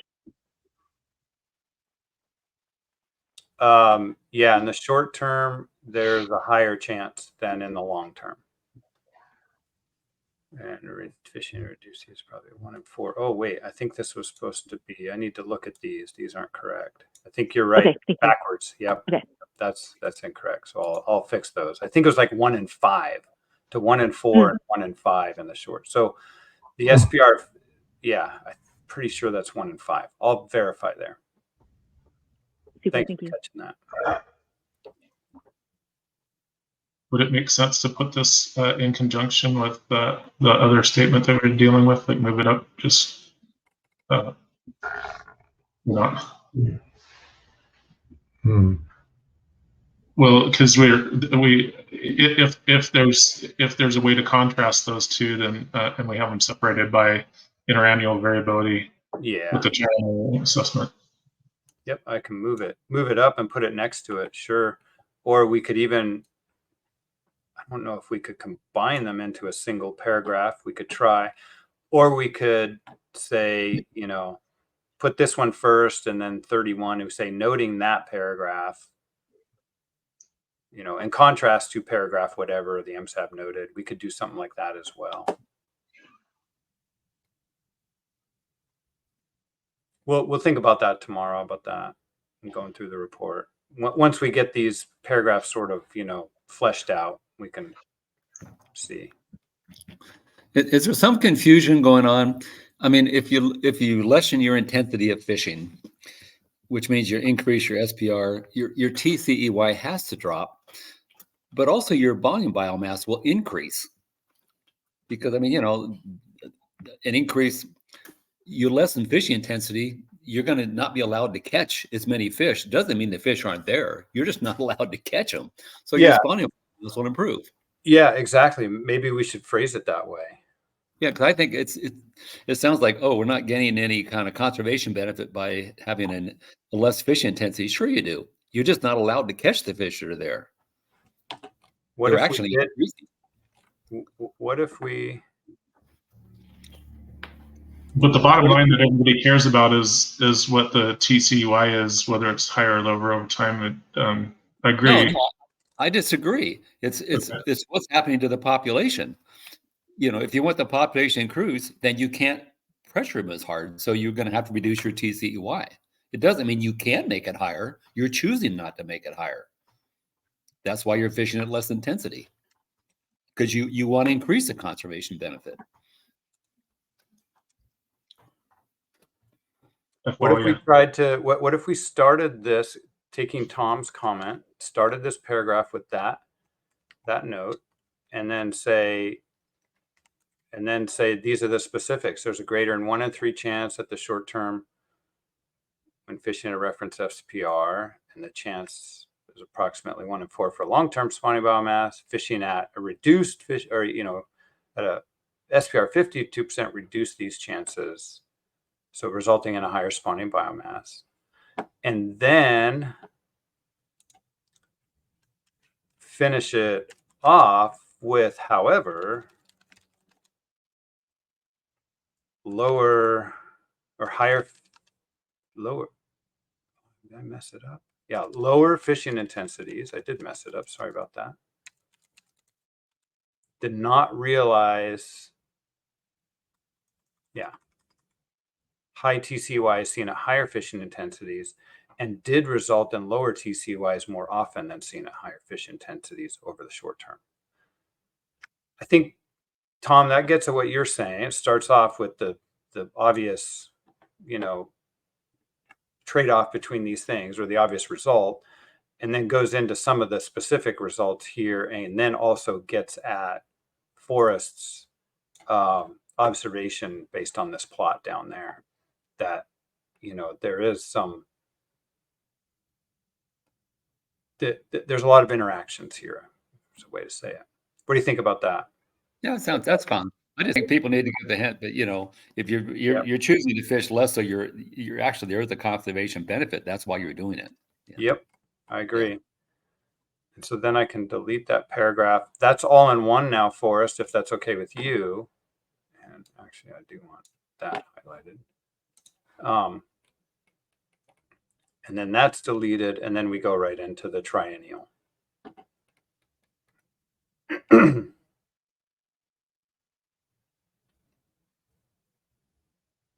Okay, we ready to move on to these last few here, and any others that people have? 33 is the MSAB noted the constraint on the TCY reduces the AAV and also reduces the yield.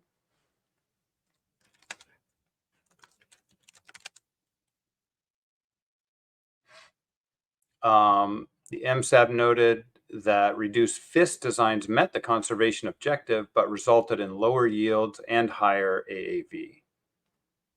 And it might be better to, instead of AAV, to really spell it out, inter-annual variability in the coastwide TCY.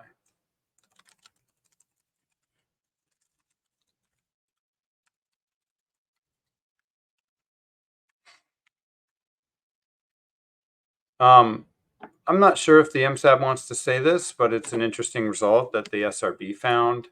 And we can aptly delete this. I thought the MSAB accepted that in SPR 43%, the average TCY declined by 450,000 pounds when moving from the FIST base block design to the FIST core block design, equating to a loss of $2.7 million if the price was $6 a pound. And then again, another 450 if moved to reduce core design. The question here is, does the MSAB want to say something about the FIST design study and what the FIST, and then the next paragraph is what the FIST means to in a non-economic value?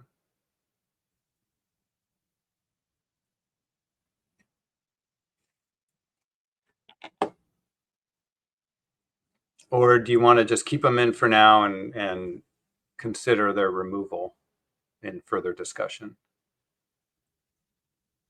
Alan, maybe one question for you is, I don't remember bit of a blur in terms of the discussion today, whether the MSE results were sort of discussed in terms of, I think you had mentioned something that some of the results were assuming that the base block design was going to be implemented, but like recent actual choices or decisions have been based on less dollars available. And so how does that interact with like interpreting MSE results? Well, I think MSE results can be interpreted independent of what the commission has decided in the past based on this stuff. And this is more meant as a look to what are the consequences to this in turn, of reducing from the base block to the core block design, to not surveying all the areas, for example. And then this could just be an input into their decision-making process on whether to search for additional funding for the FIST to try to survey these additional areas outside the core. That's the way I see it. I don't think this is saying necessarily anything related to the decisions they made last year. But I might be wrong. I'm not in a lot of those discussions. Yeah, and I'm not necessarily thinking about last year. I'm thinking about the next few years. Yeah. Just in terms of limited dollars, as far as I can tell.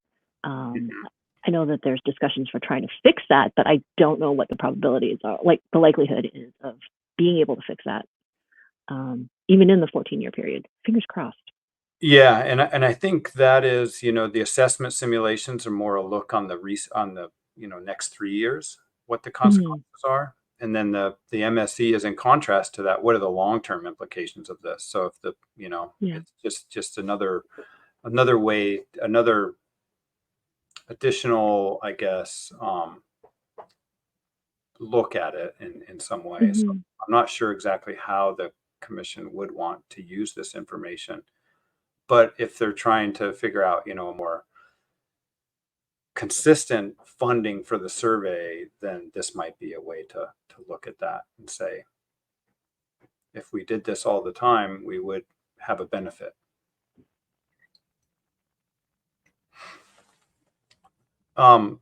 Maybe I'll just comment it right now and say, consider for removal. And that way the MSAB, we didn't discuss it a lot, but it was presented. And I thought, if the MSAB felt that was important, they can do it. But I think the SRB made a very similar comment along both of these lines.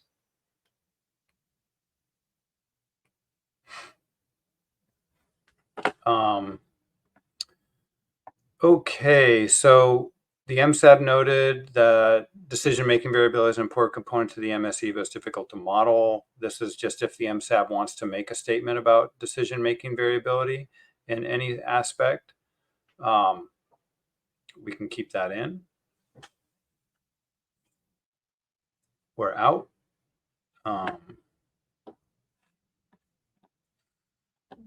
Then 38 is pretty important. If the MSAB wants to make a recommendation, and we can, well, there's one part of this that I heard today, another part I sort of snuck in, you might say. But this is a recommendation, and I'm just going to highlight in pink already, because it's a really important one, and we've been discussing this today. So the consideration of a management procedure for the harvest strategy policy, maybe even, with a triennial stock assessment frequency with the coast-wide TCY based on proportional change in the FIS 032 WEP index, and an SPR of 46% when using an assessment or something like that. Then the justification is because the triennial stock assessment frequency may increase yield and reduce the interannual variability, and a lower fishing intensity would reduce the probability that the spawning biomass is less than 23 spawning biomass in the short and long term. So I don't know what the justification that the MSAB wants to put for an SPR 46%. This was a justification that I like. because it reduces going below that 2023 spawning biomass. I've also heard the AAV, and maybe we, instead of all this in one paragraph, we can outline it in sub-bullets or something like that. Triennial stockifrus with a coast-wide TCY based. I'm going to rewrite it on.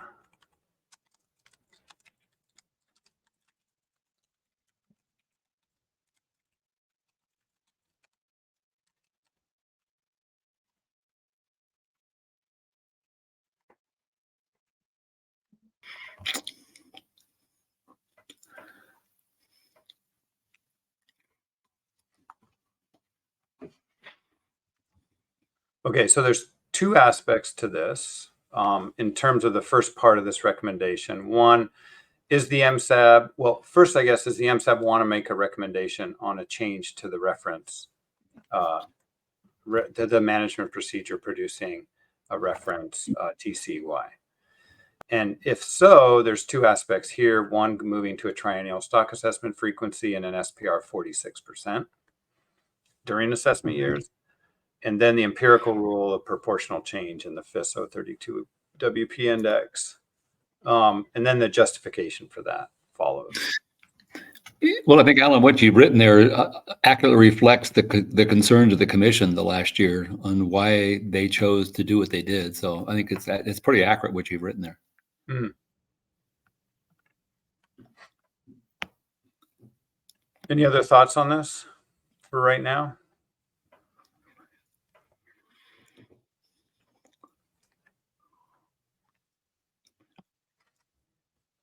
I'm just going to put a little note here, possibly, what was the other justification? Oh, AAV increase more rapidly, which is paragraph. We put in a paragraph above.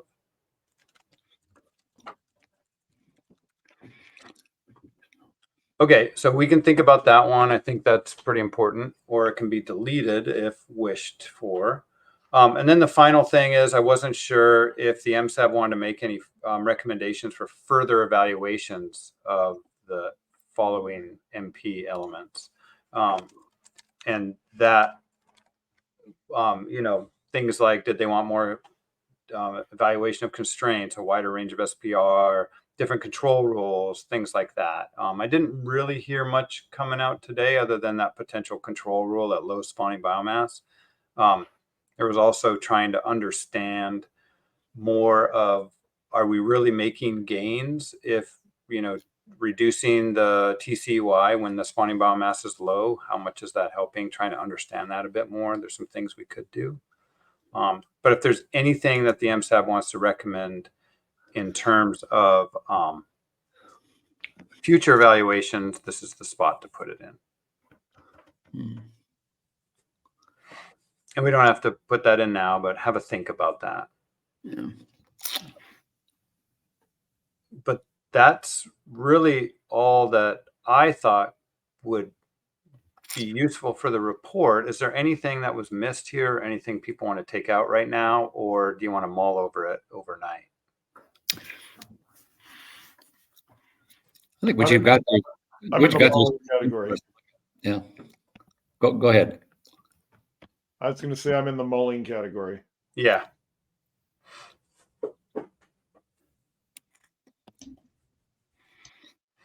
Yeah, and I'm totally happy for that. Tomorrow's schedule, we'll have an hour in the morning to review this, all of this stuff that we've done. Then we'll discuss the draft harvest strategy policy. And the meeting's scheduled to go till 5 tomorrow, so there is time to do these things. But if we want to compress that a little bit, maybe end earlier in the afternoon, we might want to have all this done and the rest of this report drafted by lunchtime, and then the secretariat can go away and clean it up for adoption. And these are the only other agenda items: the draft harvest strategy policy and other business. All right. Well, I know these sessions are difficult.